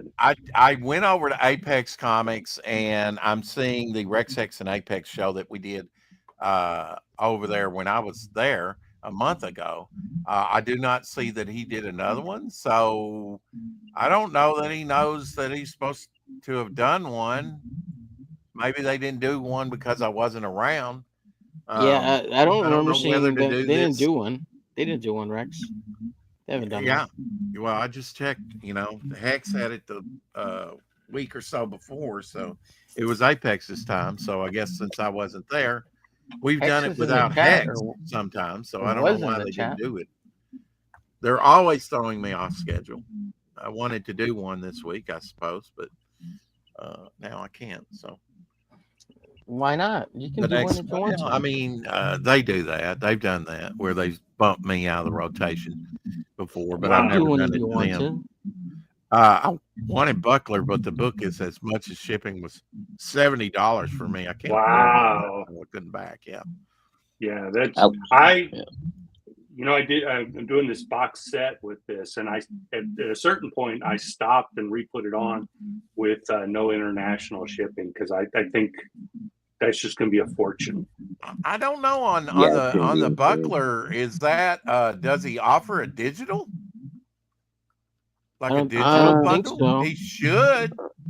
I don't know. I Well, usually don't it's like, isn't care it over about the 180 pages worth of stuff? That's why it's $40. That's No, because sir. No, sir. It's over 100 altogether. It says okay. up on the campaign like 116 pages, or let me see Okay. what Yeah. it said. It's a pretty good Yes, book. I think there's Yeah. four Buckler stories in there. The Yeah. original, the ash Mhm. can. I forget what the first one was called, and then the last one which came out, which was the shit. It's got a really good name for it too. The yeah, man from 115 Brownsville, pages. something like that. 115 pages Man, I think apparently. I don't know if Dylan ever finished Man from Brownsville. He was doing that one like a live reading as he was Yeah, he did writing a it. couple of those and then kind of quit Mm? because of the time that it was taking him. Okay, yeah. It's too Yeah, bad though second. because Dillard he's got a good voice for that, man. He's got a good radio voice. Apparently, they're not offering digital with that, which I think is maybe something Yeah, he I wants to mean, consider down the line. at For least the for international. international backers, just Yeah, give him an option. yeah. I think he can make some money on that. A very, very slim campaign here. I mean, you got all 4 in one, and that's it. 44 Right. backers, Well, I mean, $2,280. as you're well aware, Rex, we Mm-hmm. talk to people from the UK, Europe, France, all over the place, Netherlands, and Right. a lot of the people I've been talking to that are overseas lately have been saying that's what they're doing is just getting digital because it's just too crazy to try to get the book shipped. Yeah, And exactly. I I it's mean, understand. usually cheaper for them to send it or us to send it to them than it is for them to send it to us. yeah, and it's always been that way. I went and mailed off a letter to Or Elsie, vice versa or something. and what stamps are 77 cents now or Uh, something. What? Yeah, They're yeah for forever one I stamps. stamp. I read recently that the nickel was invented because stamps went from 3 cents to 5 cents. Oh That wow, yeah. that they actually invented a nickel to make that easier, and but I think the stamps went up to like 6 cents the next year or something. I didn't know that we used to have a coin called the All right, boys. Trine. I'm starting to echo again. I'm just going to go ahead and drop out for today, Rex. Have a great night, everyone. I will see y'all You tomorrow. too. Hello. Good seeing Thank you, you. Shadow. Later, Thank buddy. you in the chat. Love you guys. Bye. That Love you, coin Shadow. that coin you were Love talking you. about, is that where you broke off pieces of it? No, that was For the pieces of 8. But the Trine was a 3 okay. cent coin, and it was smaller than a dime. It was a little itty bitty coin. Wow. Yeah. Um, Now I used to have an ancient drachma, and that was like the size of your little pinky finger, just yeah, small. a lot of those old coins It's were like amazing how they really didn't lose dinky. those things. Yeah, I'm sure you did. Mhm. But yeah, I was reading about it, and they were saying how that at a certain point, people had figured out. Apparently, when they had the gold rush, it lowered the cost of gold because there was so much gold being put into the system, Pumped that into the silver system. became Yeah. silver went up in value, and so people were melting down their silver coins because they were worth more for the silver than they were for the coins. Yeah, yeah. That's why some of the coins are rarer than others, because they've been melted down. You know, I've sold. It's hard to tell on digital because I and Omer, like, with most of the books, you're going to get the digital version now. You know, on my campaign. That's something that Omer kind of talked me into. You know, it was like, yeah, I give them digital version with just everything. What was your thinking on that, Omer? Why the hell? So like if they have to wait for shipping or whatever, you just get it. You have the access to the digital, so you can read it right away, and you can start getting feedback on it, and people can say, "Oh yeah, I read it. Thanks for the digital. I'm waiting for the physical." Yeah. So that just in case there's a delay or for whatever reason on the shipping. Yeah. Well, and you don't bend up your book too, because you can read it. Right. The digital one and just. Well, when Dillard did collectors. Canadian Tussle, he really gave me a great idea. He was like, I might put some additional material on the digital. You can make that digital 200 pages if you want. Twice as yeah. I mean, you can put additional about, material there, and it's really not costing you anything, right? Right. It doesn't cost you a thing as long as you got the material for it. Like, yeah, you already paid for it. I mean, yeah. I mean, a little bit of time scanning and putting things in,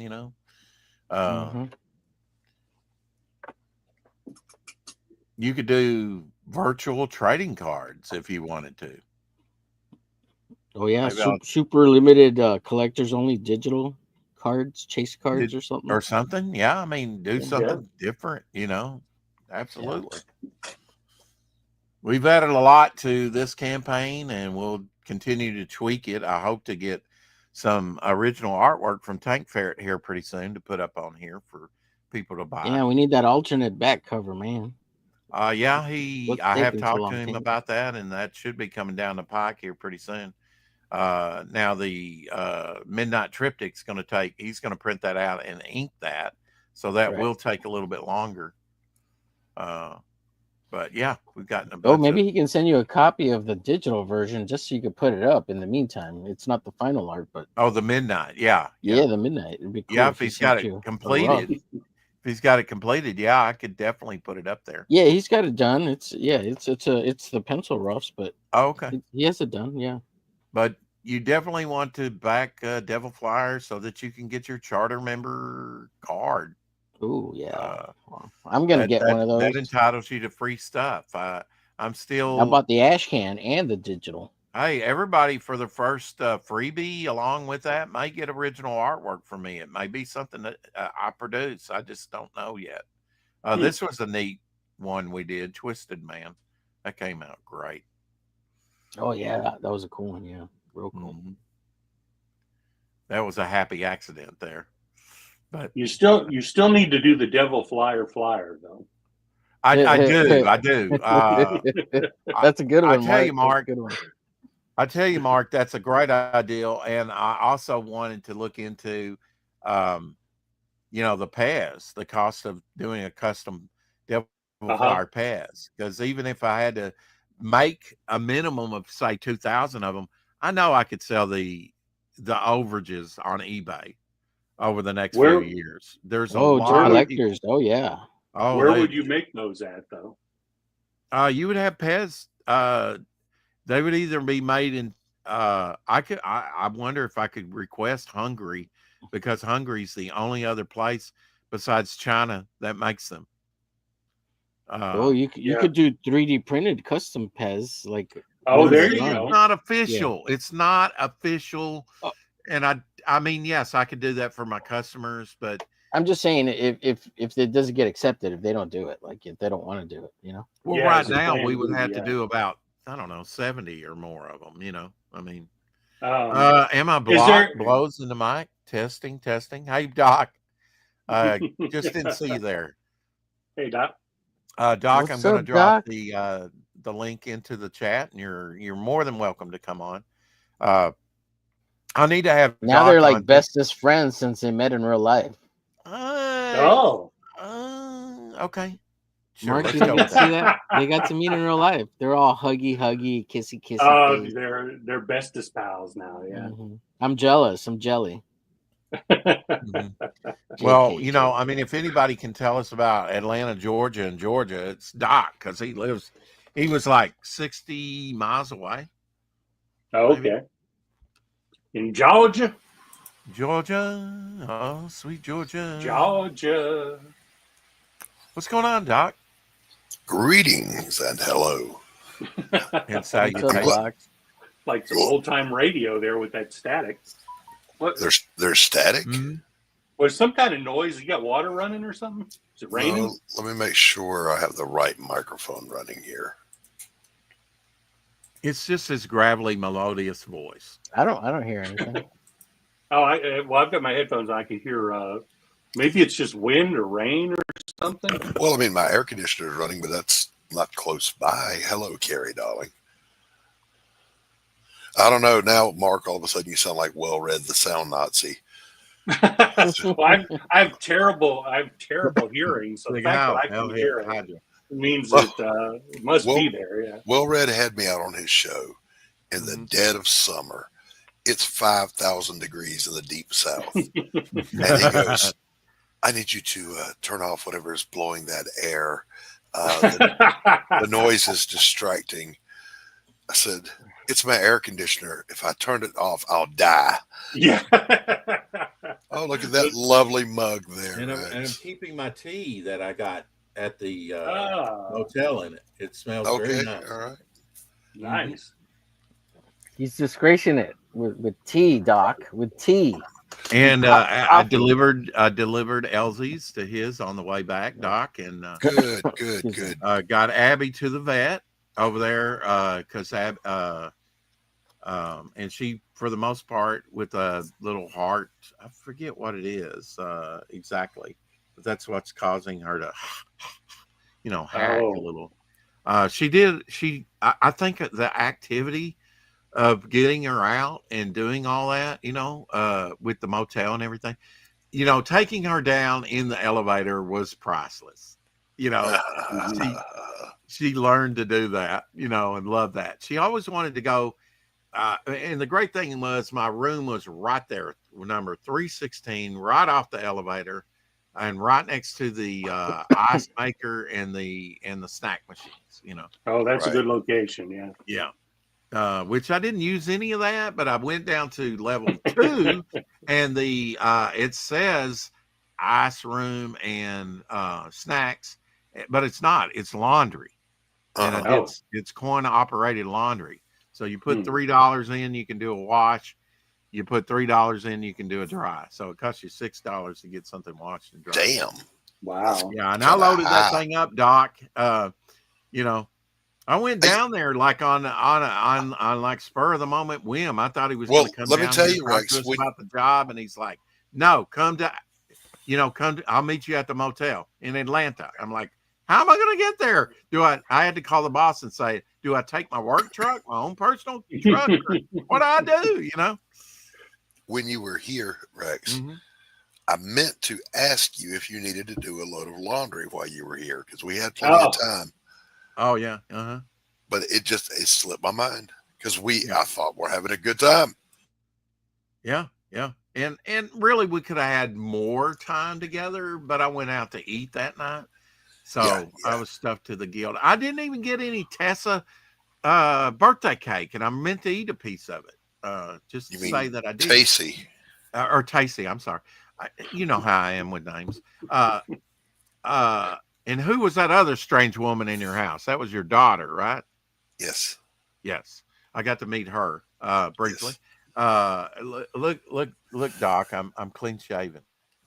Not like I looked haggard when I arrived at his house. Rex got to my house. I'm like, damn, he's old in person. No, I did not say that. Wow. He looks muscular, looks bigger, Now his studio that he broadcasts out of looked like a broom closet. It looks smaller. Well, that's on I mean camera it looks much bigger. it's a 10 by 12 room, so it's 120 square feet, but there's not Mm-hmm. there's barely an inch of floor space because there's so much shit in here. Yeah, yeah. Yeah. Yeah. Well, I think all of these rooms look bigger because we don't see the fourth wall. So Right. for all we know, it just goes out into infinity. Yeah. He impressed Yeah. upon me how Dillard needed money. So I did back his Yellow Flash project yesterday, which was like $43 or something like that. It was, after shipping, Wow. it was a lot for a comic book, but I know it's going to be great John Dillard interiors. And besides Fiendish, I don't think I've got anything else of Irene's, but Doc, it doesn't have his pig. I know. I didn't think to take his pig. I wasn't sure how close Doc was to Atlanta. Like I said, it was kind of spur of the moment. That's cool. Super Friends, Lex Luthor. Mm-hmm. Yeah, I love this costume for Lex. Is that Mago? No. It's McFarlane. Oh, McFarlane toys. Okay. Yeah. Yeah. Very cool. But I wish I they love would that read. purple and green Lex outfit. Those large full treasury editions you were showing. I hope they redo the Super Friends one that with the Alex Toth artwork. That would be cool. Yeah. It's all rainbow, behind it and everything. I'm gathering that they're doing a lot of Superman stuff because of the movie this summer. Oh, yeah. Mark, I was going to ask you, and I'm glad to see you again, by the way. Good to see you. When are we going to get another episode of Trek? So the plan is to release the Doomsday Machine on YouTube in October. I don't remember the date, but it'll be the anniversary of when the Doomsday Machine aired on television. So the Doomsday Machine is going to get put up. You missed it. I just did my first music video, this AI thing I did. And I'm actually heading to Atlanta Saturday. I'm going it's being screened at a film festival. So nice.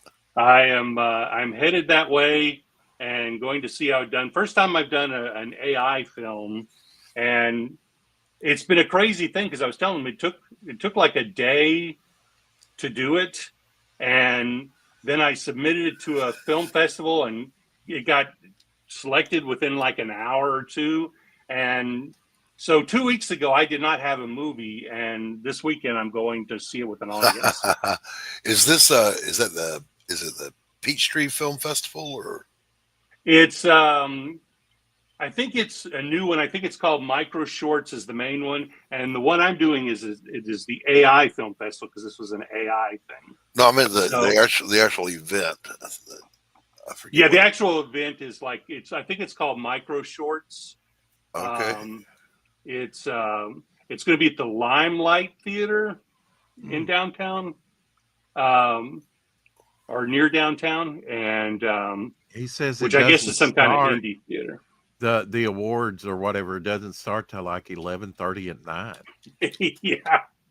So I'm going to actually fly out Saturday morning because the AI film block that mine's in doesn't start until 4:30, and then they have sort of put the AI awards after the regular awards. So, but I'm excited about seeing it. I know where this is. This is you're just a couple of blocks away from Grady Memorial. It's one of the better trauma hospitals here. Oh, well, good. If I get run over or something. Yes. Look, there's a saying that we all had. I worked in trauma medicine here, including working at Grady a couple of times. But you should have it tattooed on yourself somewhere. If I'm ever in a bloody car wreck, get me to Grady. If I survive 48 hours, get me the hell out of Grady. Because they have the best ER and ICU, but the worst inpatient care anywhere. Okay. Yeah. Hopefully, I will not need any trauma care. Yeah. I've been advised not to walk there at night. But are you going to sit through all these words? Huh? Are you going to sit through the whole thing, all the awards, to get to the 11:30 presentation? Well, hell yeah. Yeah. Well, Well, you're and going to that's be the other there. thing I'm thinking. I'm going to be there from like 4:30 to midnight or something. Wow. But Or longer. But I'm curious if my being there has any effect on whether or not I win an award. I don't know if that's in there. It's possible. It depends on how much cash you bring with you and how big the baseball bat you bring. It'd be intimidating and carry lots of cash. Yeah, stick and carrot, you know. But well, originally my film was in the 9:45 block, so it was going to be very late that it was going to air, that they were going to screen it. And then when I told them I was showing up, they said, "Oh, well, we'll move you to the main block." So I'm in the earlier block now just for showing up. Before so I wonder 1 a.m. in the morning. Yeah. So I'm wondering, there is an audience favorite or something, so maybe I can hobnob and schmooze and maybe, because that would be the ultimate, is to make this movie in a day, go to a film festival 2 weeks later and win an award with it. Right. That would be the fun. That would be the cool thing. Hey, Apex. What's up, Apex? Apex, are you going to do Rexx and Apex, because you didn't do it while I was gone, and this week is slated for me, but since you didn't do it, I don't know. Are you gonna do it this weekend, or am I? Or are we gonna blow it off and just do it whenever? So Rex, you with all that extra work you did and the travel pay and all that, you made bank, huh? You did good for yourself, huh? Well, and I've still got some coming to me from the trip. It only paid up so much, and we worked even on Saturday and Sunday, and Monday there. So that I have not been paid for. Well, I'm not. And I've been working. We're gonna. My job at the end of last year, we are now going to get paid instead of every other week. We're going to get paid every week, Doc. So, and I've been working. I've been working days. Faster. I've been working days and nights since I've been back. Well, good for you. Good. Well, I worked 1 hour, or she gave me an hour yesterday, and then I was going to spray last night at 7:30, but somehow my switch got turned on while I was at Atlanta, and it drained the battery. So I couldn't spray. It was deader than the door now. Plus, we still had the nozzle turned down, which was easy because we didn't want it to get rained in. So I didn't get to go out last night. So I got about 30 minutes on the clock there. And then I went in today from like 8 to 11:30, and we went to Brooklyn and Paragould, and I brought back the turtle. Yeah. I wasn't trying to pry in your business. I just no. Well, I made enough to when I went back to Elsie's house, because I took that way, because his daughter is an assistant to the vet. She got a clean bill of health except for a little heart thing that comes with age, and that's why she's hacking. Now, Rex, the important question that everyone is asking, though. First of all, Apex says yes, he'll do the Rex X and Apex on his channel. Okay. 11 a.m. May the 10th. Okay. You are going to take that turtle and put it out in your yard, right? You're not going to try to keep that in the house. Well, I got it in my shed right now in like a tote, or the turtle's right here if you want to see it. Well, yeah, I see him, and that's why I said don't keep it in the house. Well, what about a terrarium for him? Let him go in the yard. Let him go have a life. Okay. It's not like he can run away, maybe I could take him out when I let Abby out, right? No, let him go live a life. What? Let him go? Look, I bought all this turtle food I'm trying to get rid of, Doc. Oh, my God. Oh, my Lord. Let him eat all that up, and I'll let him go. How about that? All right, there you go. I'll let him go anyway. Yeah, yeah. When I get my next check, I'll send your pig to you. How about that? And You I did won't. read your book, Doc. You know that I did, and I do plan to review it. I might even reread it just to go through it like a couple times because Well, good. I was I quite tired when I did read it. I just hope you enjoyed it. I did. I enjoyed it. It was a good read, and everybody should get a copy of Pariah Blood and Mud. Absolutely. Um, um, so anyway, yeah, I made pretty good. I don't know exactly how much yet. Um, uh, like I said, a lot of that had to go to the vet bill, Yeah. but I got off real light. But I can't find the medicine I brought home for Oh. her. It was 6 months Oh no. of heartworm medicine, and it was something that I was to give her twice a day for the hacking for her heart. Uh, Okay. and I can't find it. Now, I've been I gotta tell you tired. a funny on Abby. So she fell asleep on the sofa. Rex is in one of the wingback chairs. I'm sitting on the other end of the Mhm. sofa, and so Abby's between us. And Rex got up to go to the restroom, and Abby's sound asleep. And she wakes up and she kind of stretches. She's all comfy and sleepy eyed. She looks Mhm. around, no Rex. She looks around and sees me and goes, and He recoils like abandoned me. Yeah. he's like, "Who the hell are you?" Yeah, yeah. She Rex, was. you need to replace that medicine though. That's important. Yeah, well, I do. I mean, I don't know what happened to it. I'm gonna in the next. I've got the next 2 days off from work, and she told me I could take. I didn't have to do days. It's more for show. But I said no, no. I want to go out and learn it. And hey, I want the time on the clock. I'm off Yeah. to a good season with Welcome this. back, Homer. You know, Yeah. uh, I had a dog. I had a dog die from heartworms, and it was terrible. well, she was checked in that, and then I said it was going to be 300 and something to check her organs, her other organs function. I Mm, don't know why Hmm. it's so expensive. I said, mm. do it. I want it complete. I want to know. I want Abby Hundred to live thousand as long mile, as she possibly can in good health. 100,000 mile checkup. That's it. Yeah. Well, and it only cost me $310, Doc. She gave me 6 months. She gets samples. She gave me that and gave me that medicine and saved a lot of money for me, which Are I you had to sure that Are you sure that other turtle didn't take that medicine and jump out the back of your truck? maybe. I mean, if you know, Thank you, Apex. I'm the baby Splato Yoda. the turtle. I don't know. Yeah, somewhere along the street, that turtle is selling Turtle on the those side of the meds. road peddling drugs, Yeah.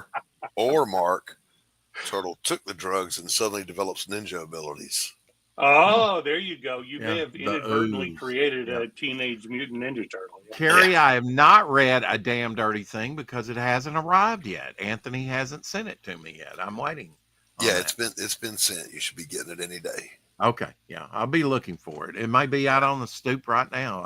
I think I checked the mail already today, but yeah, I'll But read that one as soon as I I've been really get it. pleased with the reviews Damn Dirty Thing has gotten. People really seem to love it. Well, I've Awesome. got my mug. I do have my mug. Right I on. went there and got it in person and gave Elsie his. He was glad to get it. And you got more than a sketch card. So Yeah, this, and that's this I put that with some John Buscema drawings that I got from Elsie for our next book, and that's to protect it, because he was taping it up in hmm cardboard and stuff. Because that yeah. was like a loose piece of artwork that I was like, ooh. Um, and I was still working. I had to put it in the Yeah. room in the room for a while, and Well, look, there's no charge for the authenticated coffee spatter and nicotine oh, stick I noticed that. I did notice on that that. art. I doubt you put that in the book, but you said you probably use that as a panel in the book. Um, I did. uh, I did. but it's off at the printer. She's going to scan it, so I'll have a scan of it when I get it Okay. back. All right. Uh, Apex says I haven't received damn dirty thing yet. Yeah, there's okay. So here's my understanding. There have been 4 fulfillment runs. The first initial, Mm. and then the first overseas. Then there was the night we did the push. So those domestics and those overseas. And then finally, this last one is for the more recent backers that have the coffee mug and sketch cards because I'm having to fulfill those from here. So I'm still waiting on the shipping labels from Anthony to send those out, and that should be everything. Hey, Doc, Doc, how bad was the overseas shipping? I'm not the right person to ask because I don't do it. Oh, let's okay. Anthony does Mark. Let's just say he's missing a kidney.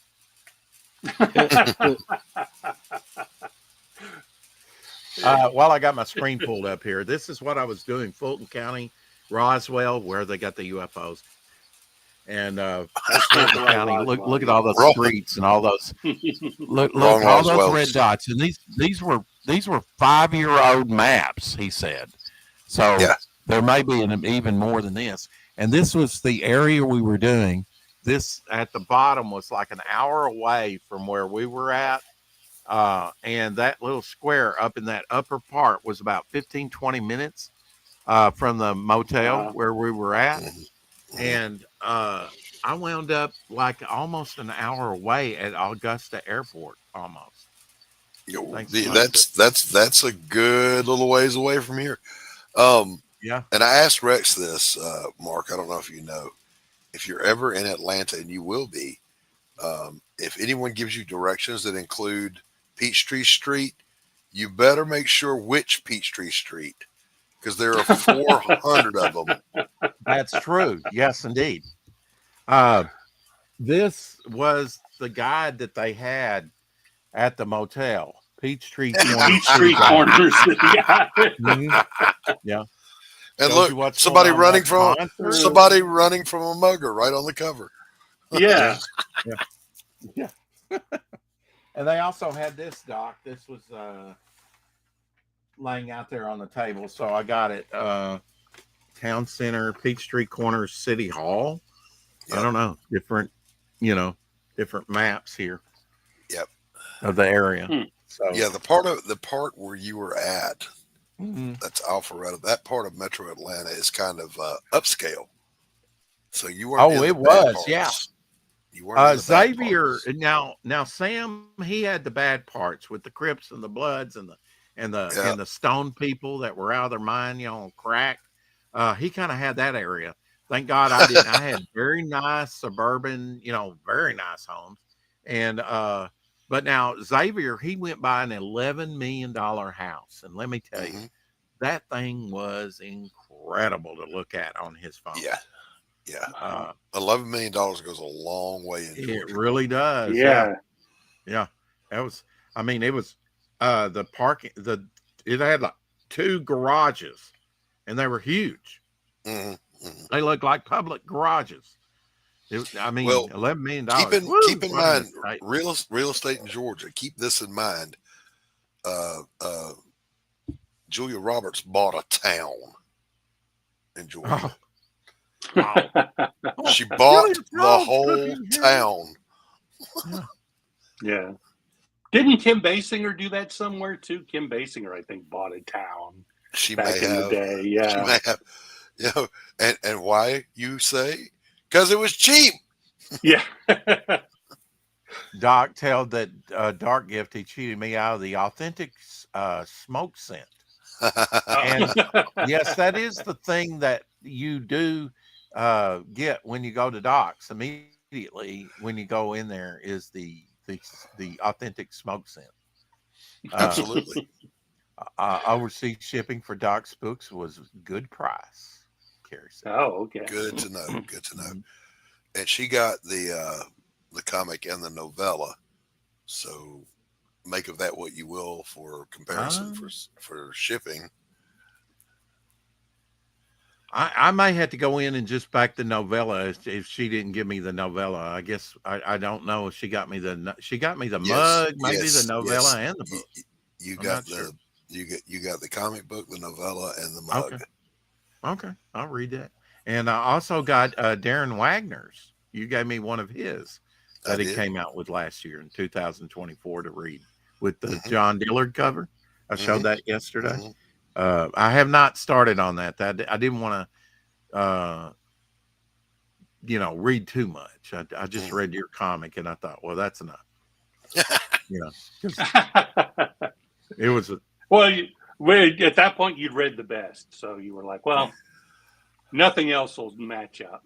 well, I'm Yeah. finally got, Yes, Carrie. I gave him the copy of Captain Steel and Other Stories. mhm.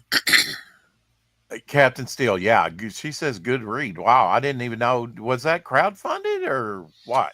No, it's print on demand through Amazon. Oh, okay. Okay. I did not know that. I finally got my Overstreet price guide with my Dan Lawless death dealer. Oh, Nice. nice. Actually, two copies, maybe one to send to Dan to sign. Mm, Uh, I bought four of them, one for LZ, one for Shadowhawk, and two for me because I'm greedy. mm, mm. I thought I might send them and get them signed. See, I just want a Hey, pig. That's all. I just want my pig. Rex, look up Endeavor Comics. See if Mr. America has gone up any in price. In your Look up, price guide. look it up on what? Oh, in the price guide. In Are your you price sure? guide, look in It's not Endeavor going to be in Comics. there. A lot of those independents aren't in there. It's been in there before. So It's been let's in see there if it's still before. there. Okay, so maybe it is. Okay. Yeah. Marcus Killigrew, he did one of those independents or two or Captain whatever. Courage. And actually, I Yeah. found a couple of Adventures. his in Jackson, Tennessee. And You it Yeah. So did? didn't cost me a thing to get them either. I had credit. the publisher be Endeavor Comics, and it was Mr. America 1 and 2. Okay, well, let So me look let's see. that up here. These are shrink wrapped, and I haven't even looked at these. I'm glad Overstreet is doing a war section for the last decade or so. It's about time war comics kind of got something written about them, and So let me tell you guys about a my section day. in the book. My day today. At 5:45 this morning, I decided, okay, I hit 30,000 words on the new novel. That's Oh yeah, Wow. that's a good place to stop and go back and do a read through, edit. Make sure you haven't repeated lines somewhere or whatever. So I start doing that, and when I finally get to where the writing has stopped, it's right now. So that was all effing day long. I did not realize it. It seems like it went by like that, That's great. because you're working. But geez, man, like no wonder my ass is sore from sitting in this seat. well yeah, you had like 2,000 something, almost 3,000 pages written or whatever written when I was over there. No, I was at 20,000 words when you got here. I hit 30 last night. 20,000. Okay. Hit 30 last night. So is it Captain Courage? Is that what it's called? No, Mr. America. So it would. Oh, Mr. I don't know if I'm in the okay. I don't know if they have it by book title or by publisher. And it's you're talking Mr. about Marcus. Marcus is Captain Courage. Mr. is spelled out Mister. All right. The price guides have gotten such small type because there's so many comics that come out every year, and it's just getting larger and larger and larger. It'll be a big tome before you know it. They may have dropped it off, but the print is so small now in these. If it's been in there before, it's probably still in there. But I know a lot of the independents, they don't do that way. They don't. I figured it only got into it because we sold a bunch of copies to Mile High Comics. They ordered a bunch, so nice. I think that's why it got in there.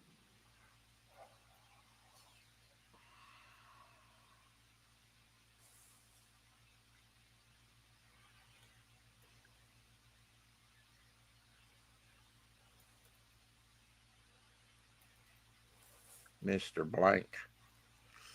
Mr. District Attorney. Let's see. It would be before that. It would be Mr. America. Mr.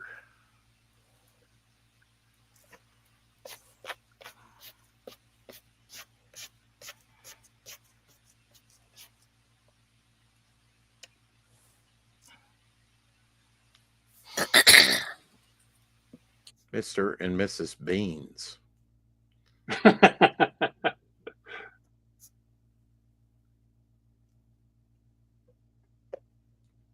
Mr. Anthony's Love Clinic. What the hell? From Hillman Publication. That's not Dark Gift, is it? No. Mr. Ed the Talking Horse. Mr. Majestic. Mr. Miracle. No, it'd be Mr. America. So it should be. Yeah. I don't see it in here. I think you might have got bumped. Well.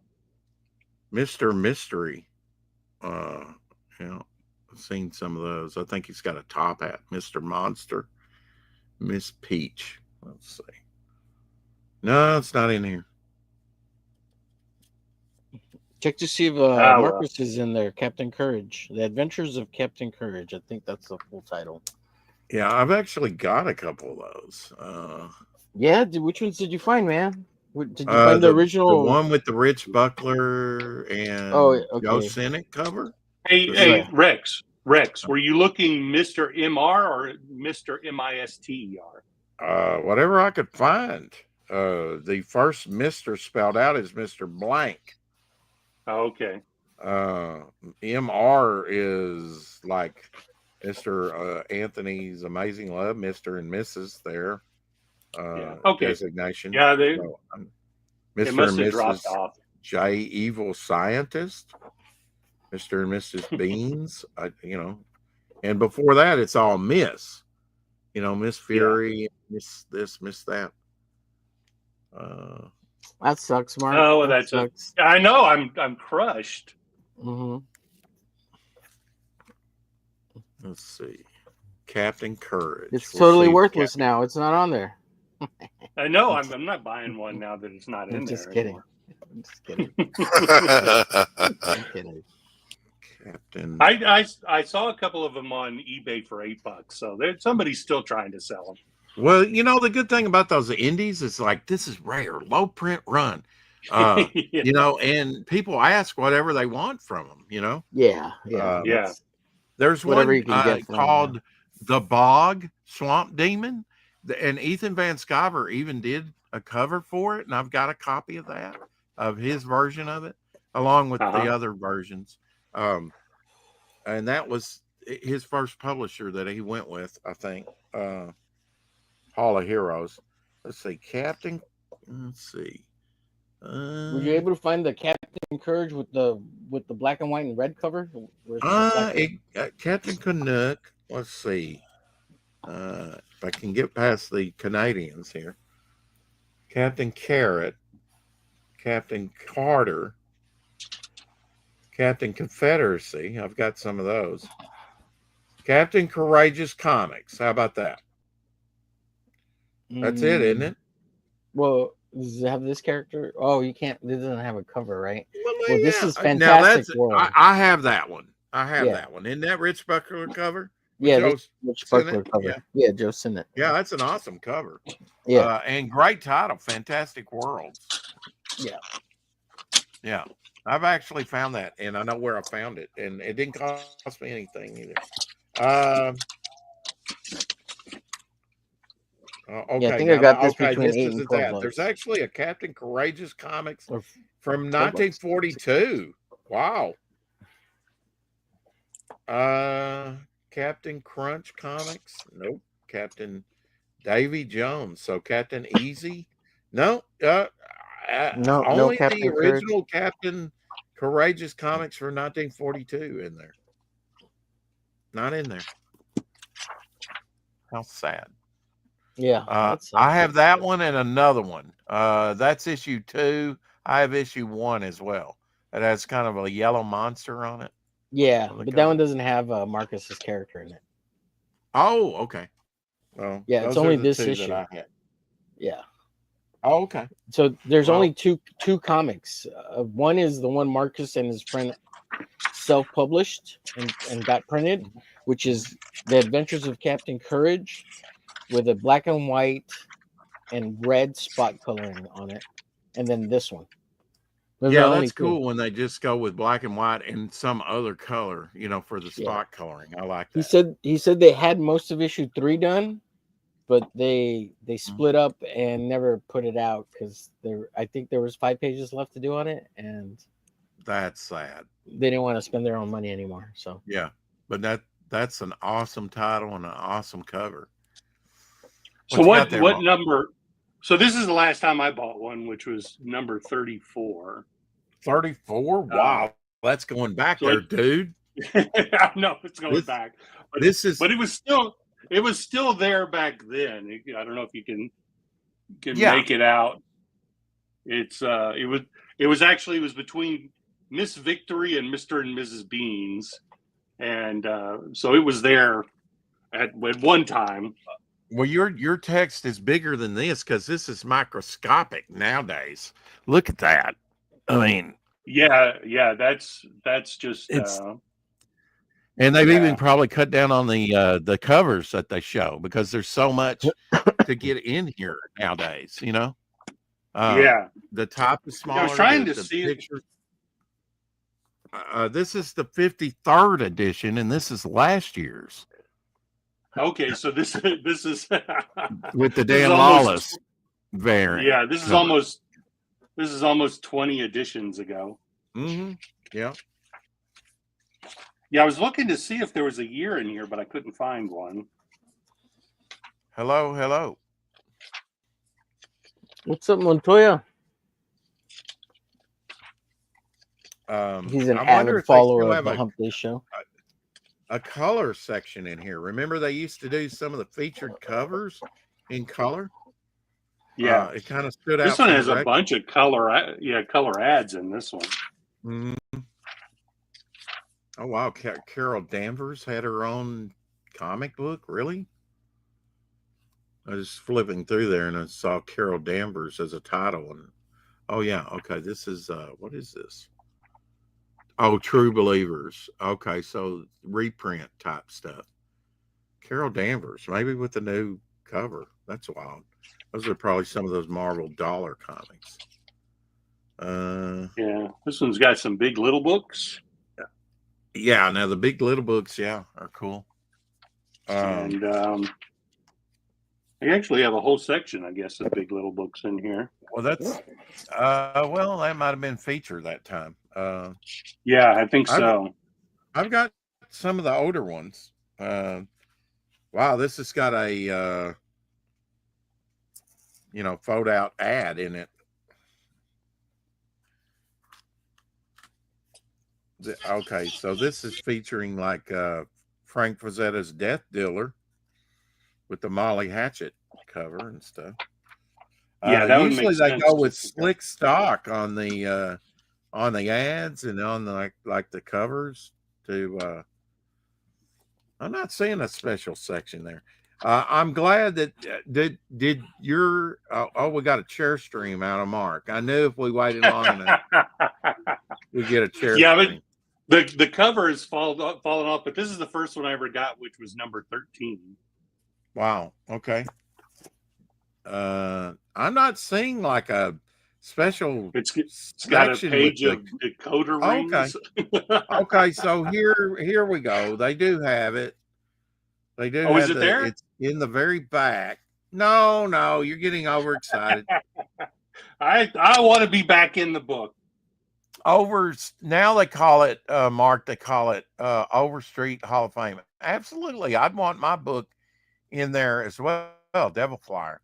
But yeah, they feature all the great covers and stuff. This is like Hall of Fame, which is Gene Colan artwork here. Sheldon Moldoff. Hey, Rex, I got to bounce, buddy. Good see you, Doc. Good to see you, Mark. Omer, good to see you. Peace, everybody. Christopher Priest artwork. So, or I'm not familiar with him. But that I What guess was those were the Hall of Famers. And then you've got the what was contributors in the back. But wow, man, they have really cut down, and they show you all the ones. So yours is 13, right? Your very first one.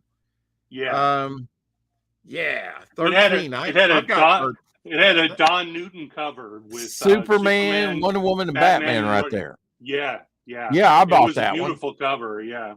I I was think going to that was ask, did you have your shop ever listed in any of these? um no, no, No, you never never did. did. Nope, never did. Uh, we were called Chamber of Comics. Okay. It does have a listing for a Little Rock Comic Book Club in Little Rock, Arkansas. Meets every third Monday at 7 p.m. What are you working on now, Omer? This is from Monday Night Draws. This is a reference to David Finch piece. Oh, one of his Just characters. practice and studies. Yeah, it's one of Mr. Finch's characters right here. So literally Oh, okay. just trying to learn what he did and ink it since it was a penciled version, and just trying to You're picking up. You're study. picking up where Howder. You know. Oh, Well, whoa! it's Wait a a minute! I master didn't mean to study. do that. I removed you from. There we go. Look, it's an ad for Pacific Comics. Yes, I love Pacific Comics Pacific Comics. continues to lead the way. Hell yeah. I don't know if your latest even had the war section, but now they've got a war section where they focus on, do essays and talks about the war comics. Yeah, to I'm be honest, assuming- I think I only picked it up because I looked at it and Mr. America was in there, and so they got a Geppi's Comic World with a nice. Oh yeah. That is, they've got a fold out ad in this one, in the new one, in last year. Okay.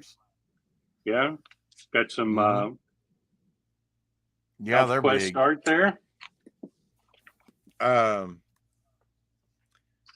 I highly recommend getting the old guides because you can see how things have trended and changed over time. But also, oh yeah, back when I had my store, Mark, this guy had superhero comics and stuff, and he had sold all that, right? What he had left was like promo comics and Dale comics with the Carl Barks artwork, and I was blown away. Oh yeah. The Dale comics is what he had left, and like he had the first appearance, the promo book of Rudolph the Red-Nosed Reindeer from 1939. Wow. Giveaway. And those I had just bought from my partner in my store, some of his old guides. And it helped me identify all the books. And had I not had those, it would have been impossible because they had pictures. There was one. Yeah. One was a promo sort of Christmas book. And had I not had that old guide with the picture, I would have never been able to find it in the guide and tell him, what it was priced at. So I did a free appraisal of a very, if he still has those like 40 years later in fairly nice shape. I can't even remember. I did not grade them, but I wrote down like the good, fine, very fine, whatever, near me, Right, yeah. whatever they used to do. I wrote them all out, and I said, you can kind of eyeball it yourself and grade it, but here's what the values of all of them are. Yeah, so I looked here. You could giant size X-Men #1 was worth $65 back then. Yeah, in mint and what in mint condition. What year was that? Because I think that was the first guide I ever got. Was number 13. 1983. 1983. I think that was the first guide I ever got. My that earliest that I have that they went. That may be the first year they were like available in regular bookstores. Yeah. Okay. That was the the earliest one I have is number 5, and that's got a Joe Kubert Tarzan cover. American Got a flag ad. I guess that's yeah. Howard Chaykin artwork. Yeah. Yep. Yeah. Pacific Comics, their ad as well. Yeah. The Joe Kubert Carrie School. says, wow, that guy is as old as me. Laugh out loud.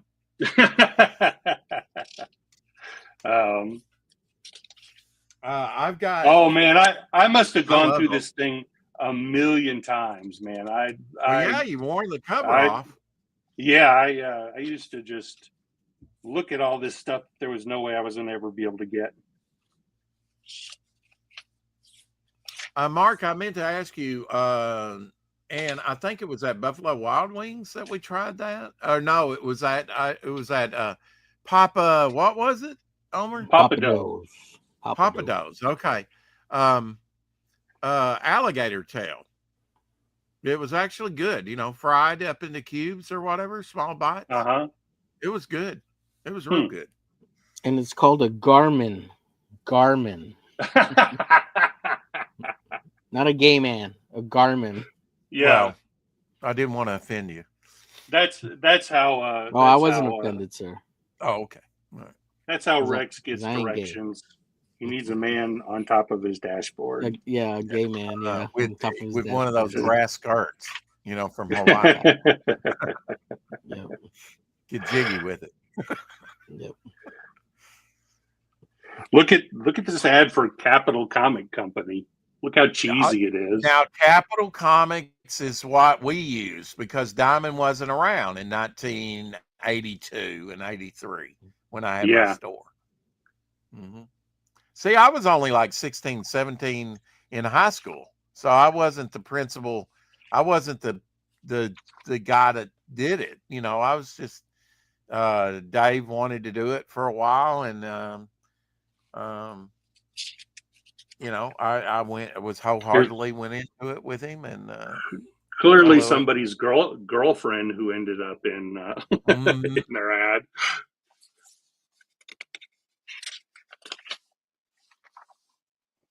Nice. Lone Star. Is that by Adam Hughes? No, I don't think so. Unless he got much better.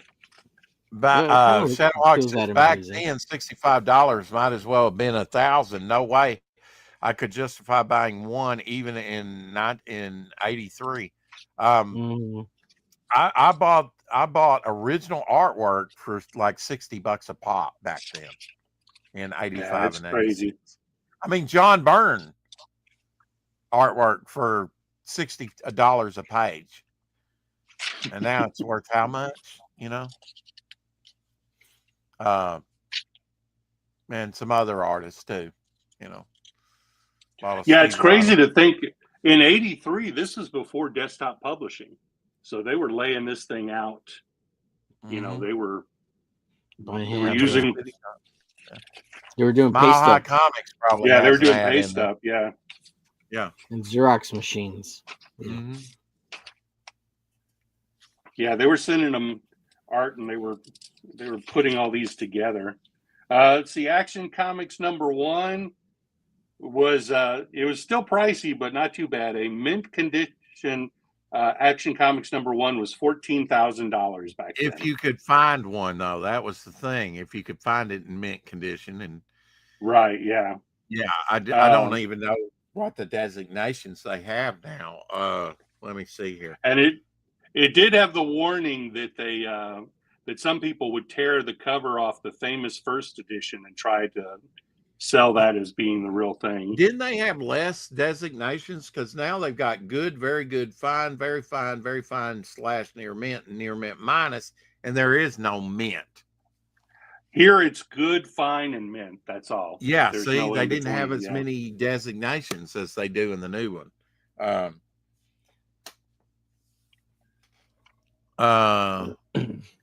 If I only knew then. Yeah. I mean, I went up there and I was buying some of those Lee Gleason Daredevils for $5 a pop, and like, probably very good condition. Well, I remember back in the day, the most expensive comic was Marvel Mystery Comics #1. Yeah. And it. I would love to have one of those for my collection. Probably more than Action Comics #1, really. Yeah. Okay. Well, so it became Marvel Mystery Comics with #2. The first issue back then in mint condition was 17,500. Yeah. They sold the one with the publisher notes on it, I think, for like $3 million something. Wow, that's yeah. But now that had the publisher notes on it, like the rate of pay for the artist and stuff in pencil on the cover. They were originally asking $1 million for it at a convention. I said, if I had $1 million, I would buy that. That's one of a kind with some history. And they probably went through Heritage and sold it for like $3 something. So you would have made money. Yeah, there's a little underline by the X-Men Teen Titans to indicate it was one of the books I had. Back then, a mint copy of X-Men and New Teen Titans was $2. Yeah, and it's still $2, pretty much. No, I'm you sure want there me to were look more that than up? that. I want you to look it up, man. Do you look under X-Men for that, I guess? It was Marvel and DC Present.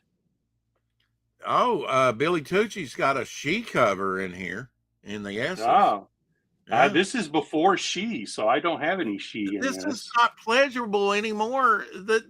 You got to have a freaking magnifier to see this damn thing. You know, it's small type. Man, I stared at every one of these covers a million times. Mm-hmm. Okay, X-Men. Oh my God! You know they've got $1 million. No. It should be it's probably under Marvel and DC Present. Really? Okay. Well, there'll be nothing in the M's. Everything Marvel ever made is in the M's. Damn. Marvel what? I'm spinning. Marvel and DC Present. Detective Comics #27 you could get for $7,800 in mint condition. If you found one that was only in good condition, that's $1,200. You could have gotten Detective 27 for $1,200. I don't think there is a Marvel and DC Presents here. Well, maybe they've. I don't know where else they would have put it. Redesignated. Oh, Marvel Comics Presents. Let's see. No, Marvel and DC.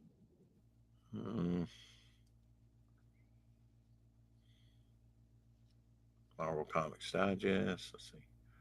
No, I wouldn't have comics. It would just be Marvel. Marvel and DC Present. I know what you're getting at, but I don't see it here. That's where the pictures come in handy. Oh yeah. Oh, new X-Men. Now see, New Mutants #1 graphic novels. That was actually issue 4, wasn't it? Their first appearance of New Mutants, 1982, in near mint shape. Ooh, $175 in near mint. The New Mutants, Marvel graphic novel #4, was $8 in mint condition. You can pick one up for maybe, if you could find it, $9 in good condition, according to this last year's guide. I don't know who this is. A variant cover for this, because they do so many different covers now. They used to have just like one cover, or they would do 2, but and they still in the back here feature all the different covers, as I showed you the cover to that. Yeah. 1970 had a white version and a blue version. The white version from 1970, the very first guide, $1,950. You could get Marvel's Star Wars comic issue #1 in mint condition was $8. Wow, but there was a 35-cent variant that was worth $24 in mint condition, because they only made 1,500 copies of it.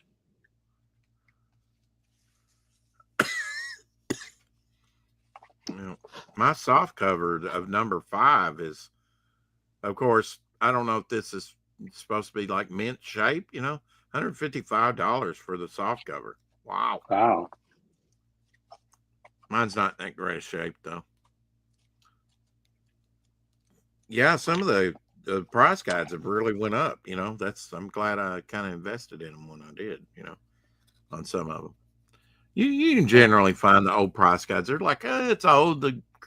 Yeah, they're not. I don't know that they're worth anything more than nostalgia. There's a nice airbrushed ad, the Iron Horse.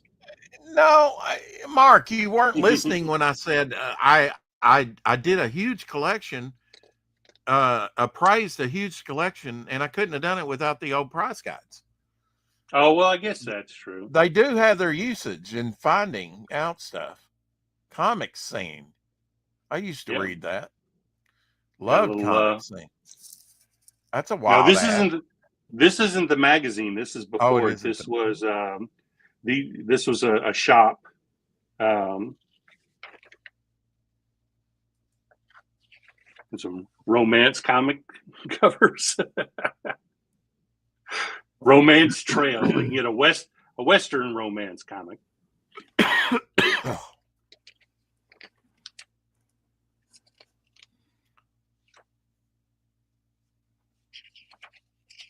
This is the thing. This is why I don't like variant covers, because you look back at these things and you're. Actually, I was going to show you. They had a sale at IDW. Let me grab some of these. Let's see. They started the variant covers in 1997. What was the first comic with a variant cover? Was it X-Men #1? It's like an Alex Ross. He did both of the covers, Flash #1 and an early, I guess, the first Green Lantern cover recreated. Yeah.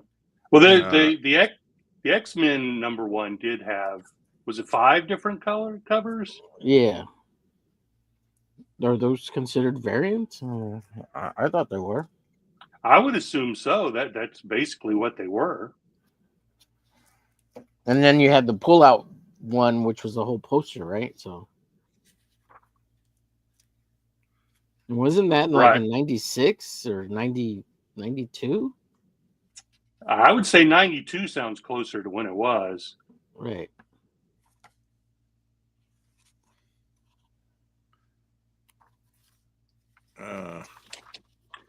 See this? But speaking of which, though, I got the see this ad.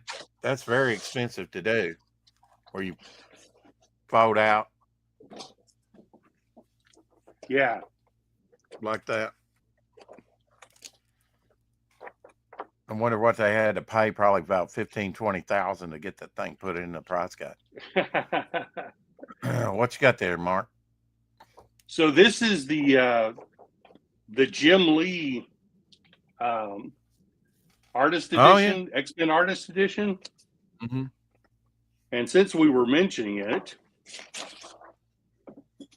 that's the original art for that fold-out cover. Okay, all right, yeah. That was hard to, it's hard to 5 see, different covers, right? Right, yeah, but there was one that did fold out. But the best-selling comic book of all time, right? 6 million copies. I believe that's correct. Yeah, in modern times, anyway. I mean, back in the golden age, they sold like 10 million copies of like Captain Marvel and books like that. Yeah, this is a great one. It's artist edition of Marvel covers. Yeah, so you got the X-Men Giant Size #1 there on the front. Yeah, that's Dave Cockrum artwork. Yep. Let's see. Nice.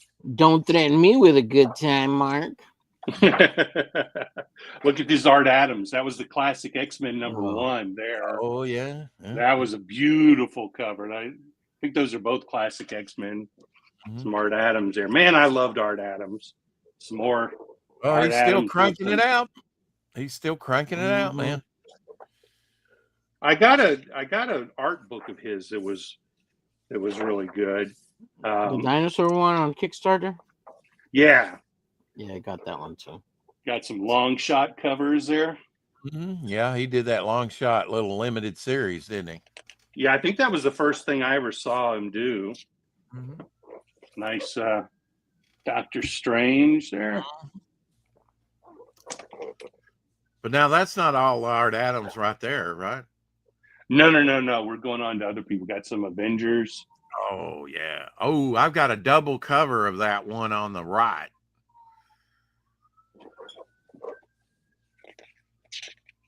I think that was a John Buscema cover. Yeah, look at that. The wedding. Yeah. Yeah.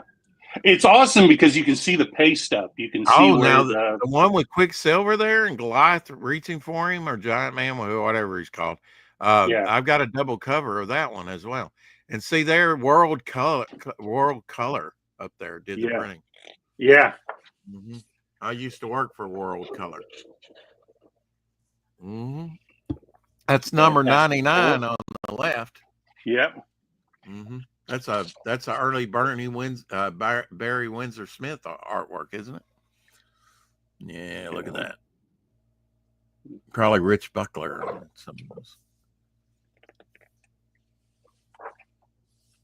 It's amazing. People just shredded this stuff, destroyed it, and now it's worth a fortune. And John Byrne. John Byrne, yeah. I bought most of his run on Captain America.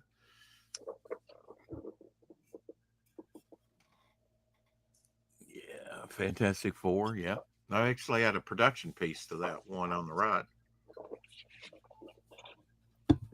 at one time, but sold. I don't recognize that one on the left there. It says FF266. Okay. Maybe I missed that issue, or was that the actual cover to it? Yeah. The Beast. Oh, that was I think my first X-Men on the right there with the Proteus. What issue number is that? 127.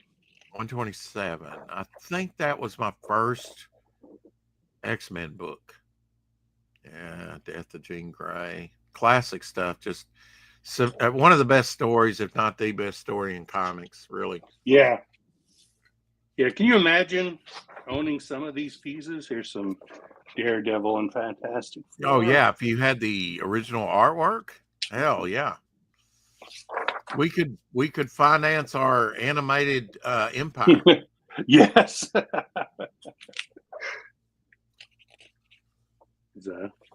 Or whatever, Name your own price. Yep.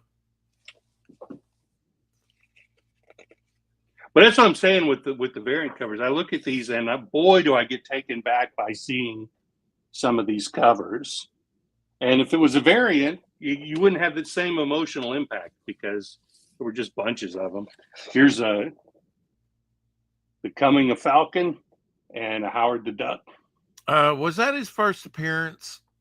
I don't know. I know that was the orange and green costume. Yeah, I would say so. Probably if it says The Coming of Falcon. Yeah. It was Captain America 117, a 15-cent comic. Well, we got Price Guide. We can look it up. Yeah, look at some Gene Colan. Yeah, no, that was a one shot there. Yeah. Man, I love Gene Colan's art. So exaggerated. Yeah, it felt like the real world. It had all those wrinkles and stuff. Mm-hmm. Some Alan Davis there. I guess Blade was probably a character that he helped co-create. So he had actually created them before he got into comics, and he added them to the Dracula thing. Check out this. I think this is John Romita Jr. Look at that. Look at that. Wow. Or not Junior, John Romita Sr. Oh, Senior. Yeah, I would think so. Yeah. No, nothing against Junior at all. I think like some people have seen that comic. I bought that comic at the stand. Sadly, I do not have it today. I still have mine, but I sold my was it Spider-Man 300 that the McFarlane did? I sold it for $40 back in the day and thought I was getting a fortune for it. Wow. This looks like some Gil Kane art there. Yes. Well, the one on the probably both. Yeah, definitely the one on the left. They actually reprinted that in the Avengers, kind of a fill-in issue. Yeah, first appearance of Morbius. That is 101, isn't it? Yes. Yeah, another great Gil Kane cover there. Probably, well, both of them. Yeah. I mean, Gil Kane just all over the place with those iconic covers. Let me let Abby out now while you show that off. Again, Gil Kane, just Gil Kane all over the place. Yeah, he was. Yeah, this is definitely Gil Kane on this side on the Giant Size Defenders. Defenders, that's their first appearance, I believe, right? Number 1. Yeah, that may be John Romita, or maybe John Romita's inking that. That face of Reed Richards looks like John Romita to me.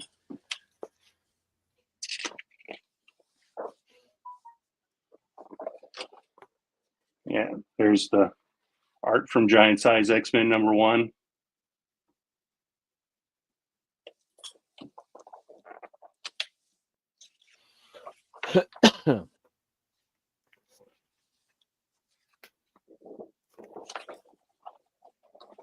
They got the fold out Art Adams Wolverine.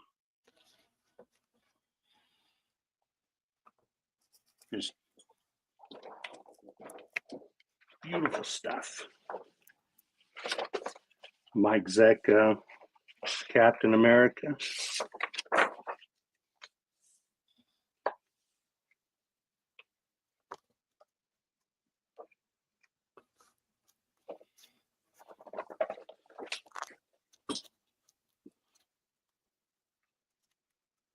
Looks like some Kirby there.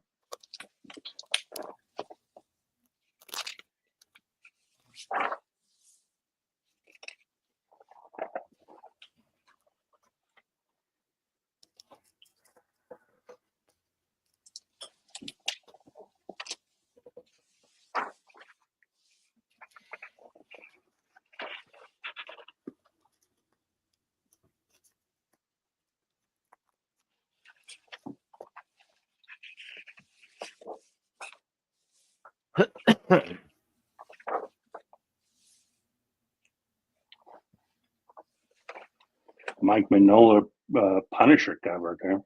Oh, that looks great. Yeah. Both of those pieces look good. Yeah, more Art Adams. They both look like Mignola. Oh, no, that is Mignola. That's Mignola on the X-Men too. Yeah, yeah. You can tell by his silhouettes. Hey, Carrie, yeah, at some point, like I said, late summer, maybe the beginning of next year for my own comic. Yeah.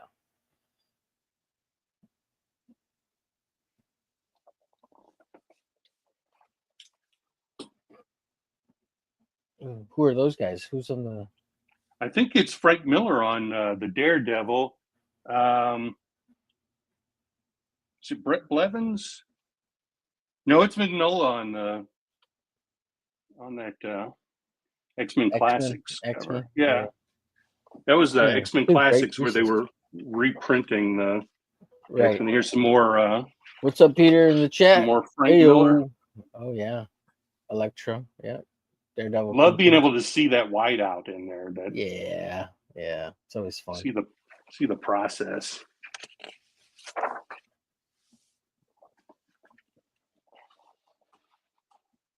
Oh yeah, those are great pieces right there. Yeah. Oh, this is a classic one with Bullseye. Yeah.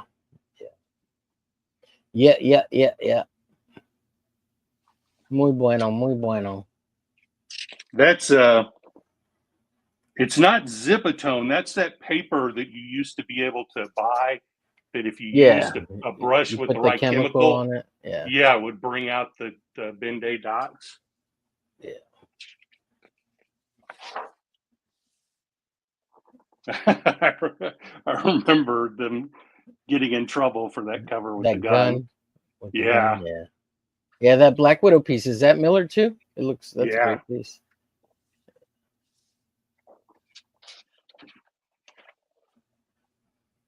Yeah, some more Miller.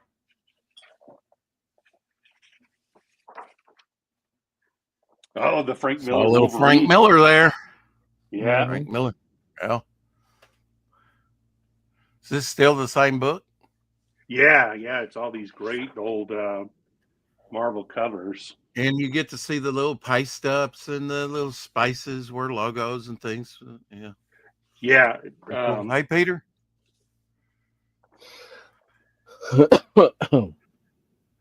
Oh yeah. Is that number what is that his first appearance there, I guess? I'm guessing it is the first appearance of the new one. It was Marvel Spotlight number 5. 5, yeah. I think I have number 6. I think I have Ghost Rider's second appearance. Omer Glitch has got a good book there.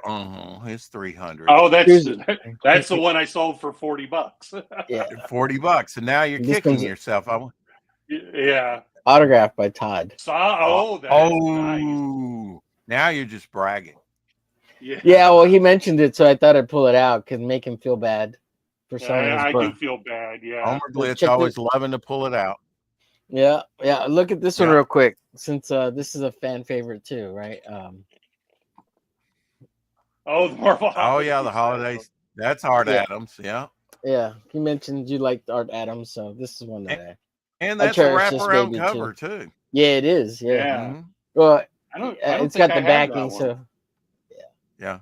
This is if it was John's long box, they just pull it out and show us, but it's got back here. I'll pull it out. You guys want to see? Homer Blitz is going to pull it out. Here we go. Yeah.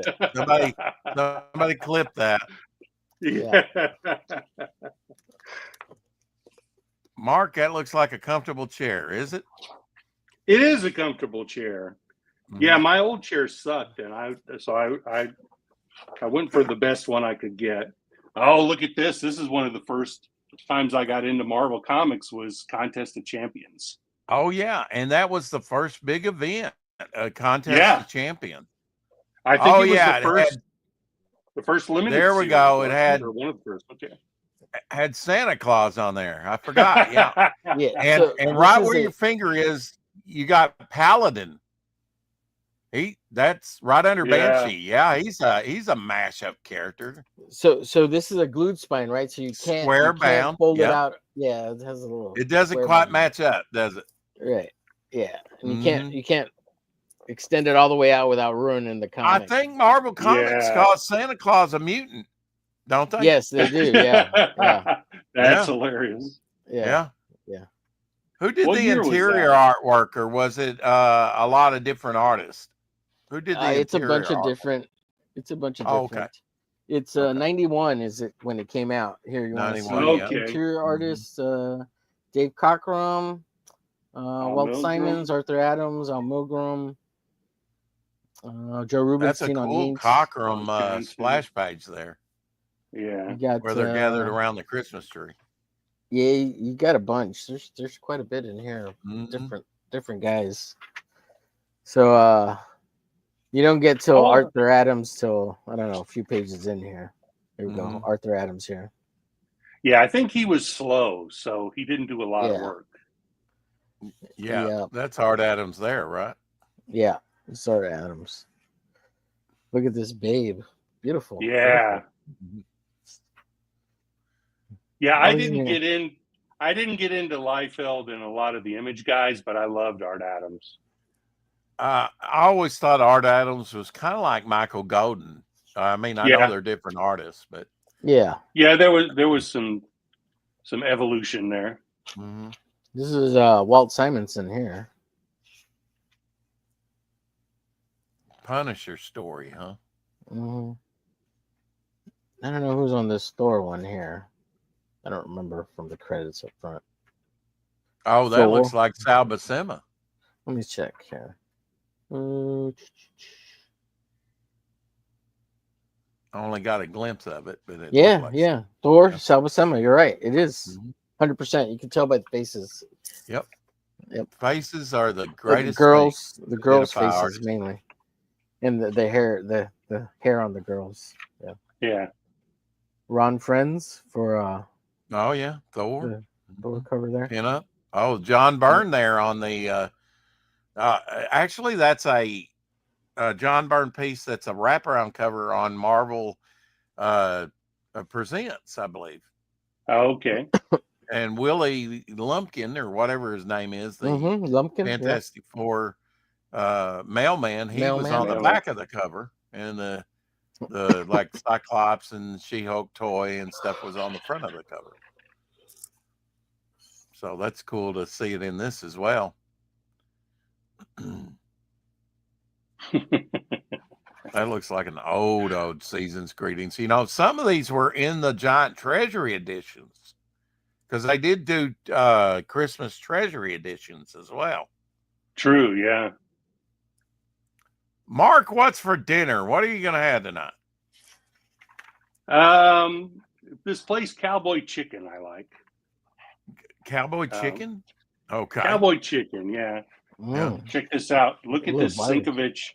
Look at this Sinkovich Moon Knight with all that ink splatter. Oh, And of course, yeah. You Oh, got Beta Lost Ray Silence Bill. and first appearance of Beta Ray Bill Beta there. Ray Bill, yeah, that's a kick-ass. When are we going to get a Beta Ray Bill movie? Never. Some Barry Windsor Smith. Oh, I love Barry. Look at that. Both of those, yeah. Yeah, That's they after got the style kind of changed in the 80s. yeah. Oh yeah, classic Storm cover there and Good stuff. Wolverine Yeah. cover. Yeah. Yeah, that was an event when Barry Windsor Smith would show up on those X-Men books. Did you ever get that Machine Man limited series that he did in the early 80s? No. That's when I saw his style really, Jim Starlin there. Yeah. On Warlock. Look at the hand-drawn Warlock logo there. Yeah. Pencils, yeah. Lots of Kirby crack on that one, huh? Oh yeah. Hey, gents, I'm going to take off. Have a great stream. We'll see y'all later. All right. See you, Jim over. Starenko. See you over Good there, seeing maybe on Topic List. All right, cool. If I get a link, I'll look for it. Appreciate you. Good talking to you, Mark. Have a good one. Good seeing you. Bye. Thanks, Rex, for the link. Yeah. Bye, See you, everybody. Homer. See you later, chat.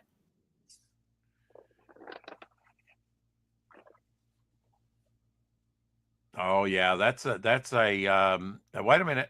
Bernie Wrightson on the left and Mike Zeck on the right. Yeah. Yeah. They actually, where the Hulk goes up against with the Collector there and Man Thing. Man Thing? That was actually written into a novel before it became a comic book. A Marvel novel that I got at Walden Books. Yeah. Mike Zeck cover. Yeah, both of them. Yeah. I got all that Secret Wars, but it's gone now. I've got them, but I hated. I thought Secret Wars was dumb. Yeah. Mike Zeck did a lot of the Masters of Kung Fu, Shang Chi Chek issues. He did he did a couple Monster Hunter Charlton covers. Mark. Okay. Yeah. He had a really cool style. Early stuff. When Mike Zeck really started taking off was the Punisher. Yeah. And his Captain America run. But really those Captain America covers, series, everybody bought that. Of course, that's when the direct market this one, but that's a Kevin Nolan cover, isn't it? Yeah, it's a whole book of his Marvel work. And so IDW had a 50% off sale on artist edition. So I picked up 3 of them. I got that Jim Lee X-Men, the Marvel Comics covers, and it only cost him a kidney, folks. Even at half price. It cost half price. They were 75, so that's a lot cheaper. 75 a piece. Yeah. Yeah. Well, they're normally over 100, so that's not too bad. And you talk about collectability. People are always wanting those things. I tell you what, the artwork is beautiful to be able to look at it, because they in photograph it in color. Yeah, they photograph it in color. You can see if there's any blue line pencils, white out, yeah. See if it's Zipatone has been put on it. It's incredible, and there's so much nostalgia attached. That's what I was saying, with my beef with variant covers, is those covers just aren't going to have the nostalgia that these classics had, because it was the only cover. Yeah. But, with that said, you can find variant covers on Devil Flyer. Well, that's different because you can get all of them, but yeah. I think you did. And I did actually. Added to yours was a digital tier as well. Like I said earlier, Omer's like, yeah, give them digital tiers with all the physical, and you'll get additional content on the digital. I did do that with the movie. I felt bad about how long it was taking me to get the DVDs done. So back before Christmas, everyone who had bought the Doomsday Machine in some form or another got a digital copy of it. I emailed to them. So the people who backed it have all seen the Doomsday Machine. Well, so it took me 2 weeks to actually put the digital on there, because at first I wanted to push the physical to people, even to the international people. But then after 2 weeks, we got the digital tier up, and there were some people back it. At this point, I think we've got like 7, backers on that. I think it's a good option to have more if I'd had it initially up there, but I wanted to push the physical media. The great thing about digital, and Dillard kind of brought this to my mind on his Canadian Tussle, that you can put additional material on there that you just don't, make it as big as you want, with some behind the scenes photos and all kinds of stuff on there. So I kind of like the digital option, on that. It doesn't cost you anything to print it or ship it. So it's not everybody likes getting a digital copy, but I think it's a good option to have out there. I need to make these rounds that you see here, which is some of my latest artwork. I need to make those into buttons or the round format. I'll be doing a round tonight. I think I mentioned it before. You get on Sticker Mule's mailing list, because they constantly have these. I've got some extra greasy ones that I'll be working on. Hey, that's what these are. These are pizza rounds. These are so they come with authentic pizza stains, huh? Well, this is a bad one. Okay, you can tell I've done some color checks here on this one, but some of them are pretty clean, and that's what I started off with. But yeah, I've got some extra greasy ones if you want to see. We use these too. Hey, I don't think I want one of the extra greasy ones. But what I was going to say, Sticker Mule will every once in a while just do a thing where they'll do 50 buttons for $19 and free shipping. You can get sometimes really good deals. So sign up for Sticker Mule. They are constantly just doing these flash sales. Well, that's and I've got that coming on my phone all the time. But then Omer and I, when we were kind of doing the campaign, we were talking stickers, and he was like, "Oh, this site," and I think they've even got Sticker Mule beat. So shop around when it comes to stickers. I think we can get a lot more value. Of course, you got to check out the quality too. Right. Yeah. I've gotten some batches of them that I'm not, they're not perks or anything. I'm just throwing them in as thank yous in the things I'm sending out, but they came out really nice. Well, on this one, in the big thing, if anybody buys, well, I'm going to at least have to produce one. So, and one for myself, of course. We're going to have coasters. Oh, nice. Yeah. That's kind of the Buckler had a coaster, Oh, John okay. John Dillard will be on with us tomorrow talking Golden Patriot and the Buckler, the All In. He's got an All In book where he's got all his 4 books or whatever, everything on the Buckler comprised into a thing, trying to raise money. And once I get my next check, part of it's going to John Dillard to start working on some new double page spreads for Devil Flyer so that we can get that out. Yeah, hopefully I'm shooting for July for filming. I'll be busy as hell in July spraying mosquitoes, but that's when I'll be making those big checks too, Yeah. All right. Well, hey, I was not expecting to be on today, but I wasn't expecting you either, but it was nice to finally. I've been meaning to have you back on and just haven't. I've seen you out in the chat, and I haven't been here either, Mark. That's true. Yeah, I've been gone a week or more. Yeah. First time I've taken off. What was his name again? Like 2021. So I was overdue for a working vacation or something. Yeah, some kind of thing. Yeah. Yeah. When you do it daily, it is a grind sometimes, Yeah. Yeah. Family's going to Florida in July. So I'm looking forward to that. Well, my sister's coming back up here. I got to meet her back in April. Yeah. How did that go? Good. She said, well, what do you want to do? And it's like everything we didn't do as kids. You went out and played tag. Watch a movie. No, I mean, go have some ice cream. Things like that. Yeah. It's fun. So was there family resemblance? Did you guys look alike, or could you tell? Yeah. Or yeah. Definitely. Now, what's the connection? Mother. We both had the okay. same mother, and there was 3 of us, and I was in the middle child. Okay. My younger sister's already passed away, but yeah, she's supposed to come up here. We've got a lot of family. Her own father passed away here in town. He used to run a club or something here, or something. And she was born not too far from here, in Manila. Okay. Outside of what's the age difference?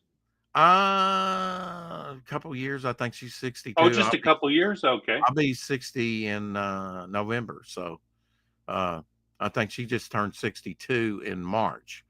So okay. Yeah, you guys are close in age. Yeah, pretty close. And then I don't think Ada, our younger sister, was that much younger than me. So it was like. So you never met her when you were young, then, right? No, she's known of me for like 35 years, and just our family records burn up, and she didn't even realize I was still in the state. But we've got family right here in Jonesboro and Brooklyn, right where I went today, and Lake City, all in this area. We've got family. And then also where she lives, which is about, I would say about a 4-hour drive away. Well, that's cool that you can connect. A sibling is a big thing. Yeah. It was. Yeah. I mean, unfortunately, she said she has stage 4 kidney. Oh no. And she says, oh, don't. And I even texted her when I was in Atlanta and said, look, man, we just got together and saw each other for the first time, and I'm not ready to let you go yet. Yeah. I said, if we're compatible, I'd like to donate a kidney. She said, well, it runs in our family. You might need it later. But she's had meningitis and a lot of problems with that and other things. Oh, boy. And so she doesn't want to go through another surgery. She doesn't want to do dialysis. So, renal failure or something like that. She's an ex-nurse. But now she got a good checkup after she left here. But she'll be coming in to meet another half-brother that's from California to meet family here. And so I'll get to see her again sometime this summer, which is going to be nice. And later I'll be working, but she's going to go down further towards where my daughter is and meet her for the very first time. Oh, that's I nice. haven't seen my daughter. It was her through her that we got reconnected on Facebook. We haven't messengered anybody or anything. I probably should try and give her a call at some time when she's on Yeah. Facebook, but I don't want to totally blow her mind. But I haven't seen my daughter since she was 8 years old. How old is she now? Closing in on 40 in a couple years. That's unbelievable. Yeah, but it's been about 30 years since I've seen my daughter.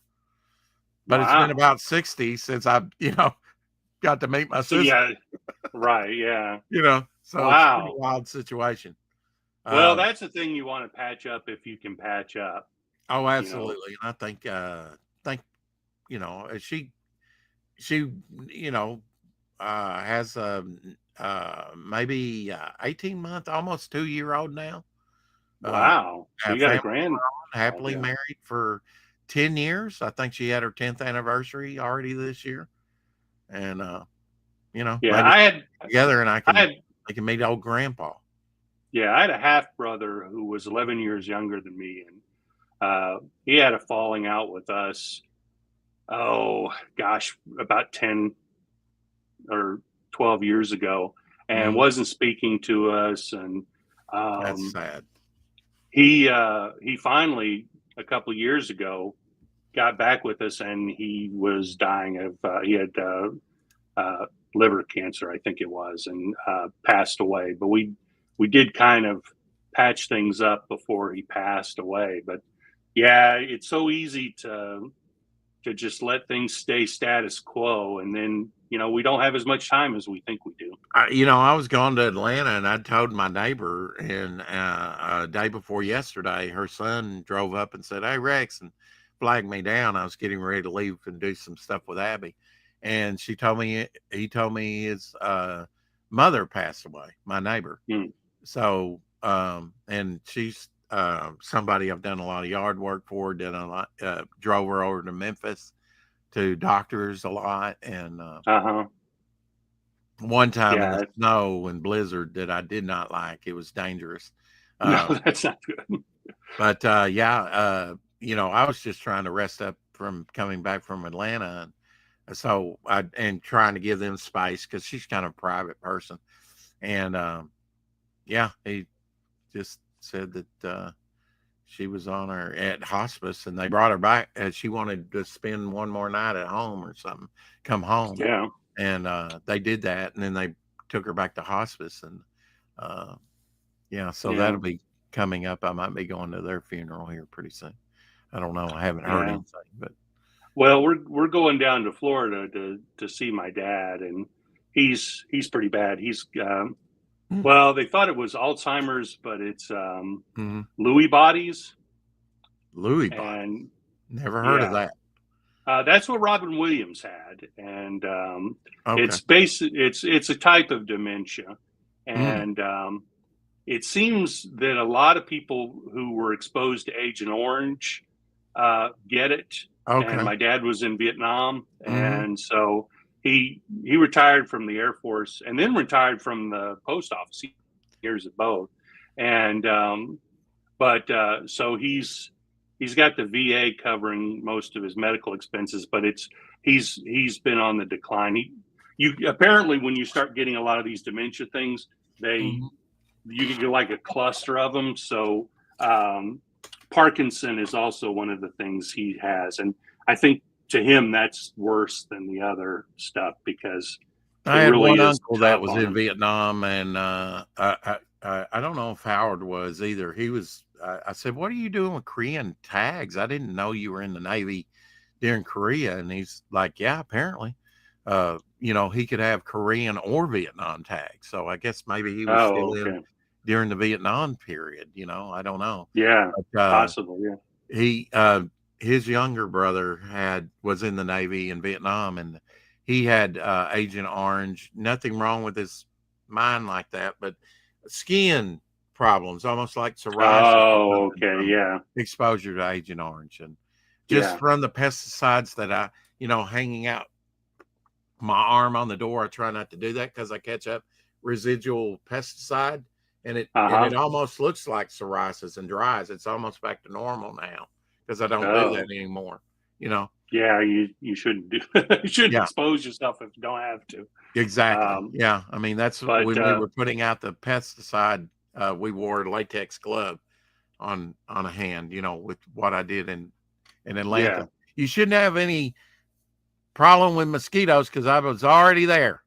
I'm going to be checking. If I see a bunch of mosquitoes, I'm gonna write back. I am dissatisfied with Rex's work in Atlanta. But the stuff I was putting out will only kill the eggs. It will not harm the living mosquito. I only saw a couple while I was there, and that was coming out of a drain, behind a loading dock at church, because it was kind of stagnant water, and they were probably laying eggs. So I dropped one in there. Yeah, it's pretty early. First night there. Yeah. Mm-hmm. All right, Rex. Should we call it a day? I think so. Night or the next day? Ultra long. Yeah, but we've been tripping with Rex for like 3 hours here. I've still got another show to go here in about an hour and a half. I'll be on topic list and be drawing another round probably or something, or finishing this one up, maybe working on that one a little bit more. I'll probably start something brand new. I haven't drawn for a while, just some sketches and stuff, making notes, stuff like that. But I better get busy. I got books. Yeah, me too. Out. I gotta get this. I want to finish up this second documentary so I can do an update on my Indiegogo to say that I finished the second one. So I'm hoping to get that done tonight. I would have already done it if it hadn't been for you and this pesky show. Bad Rex. Bad Rex. You want to say it or shall I? Keep collecting. Was that what you're supposed to say?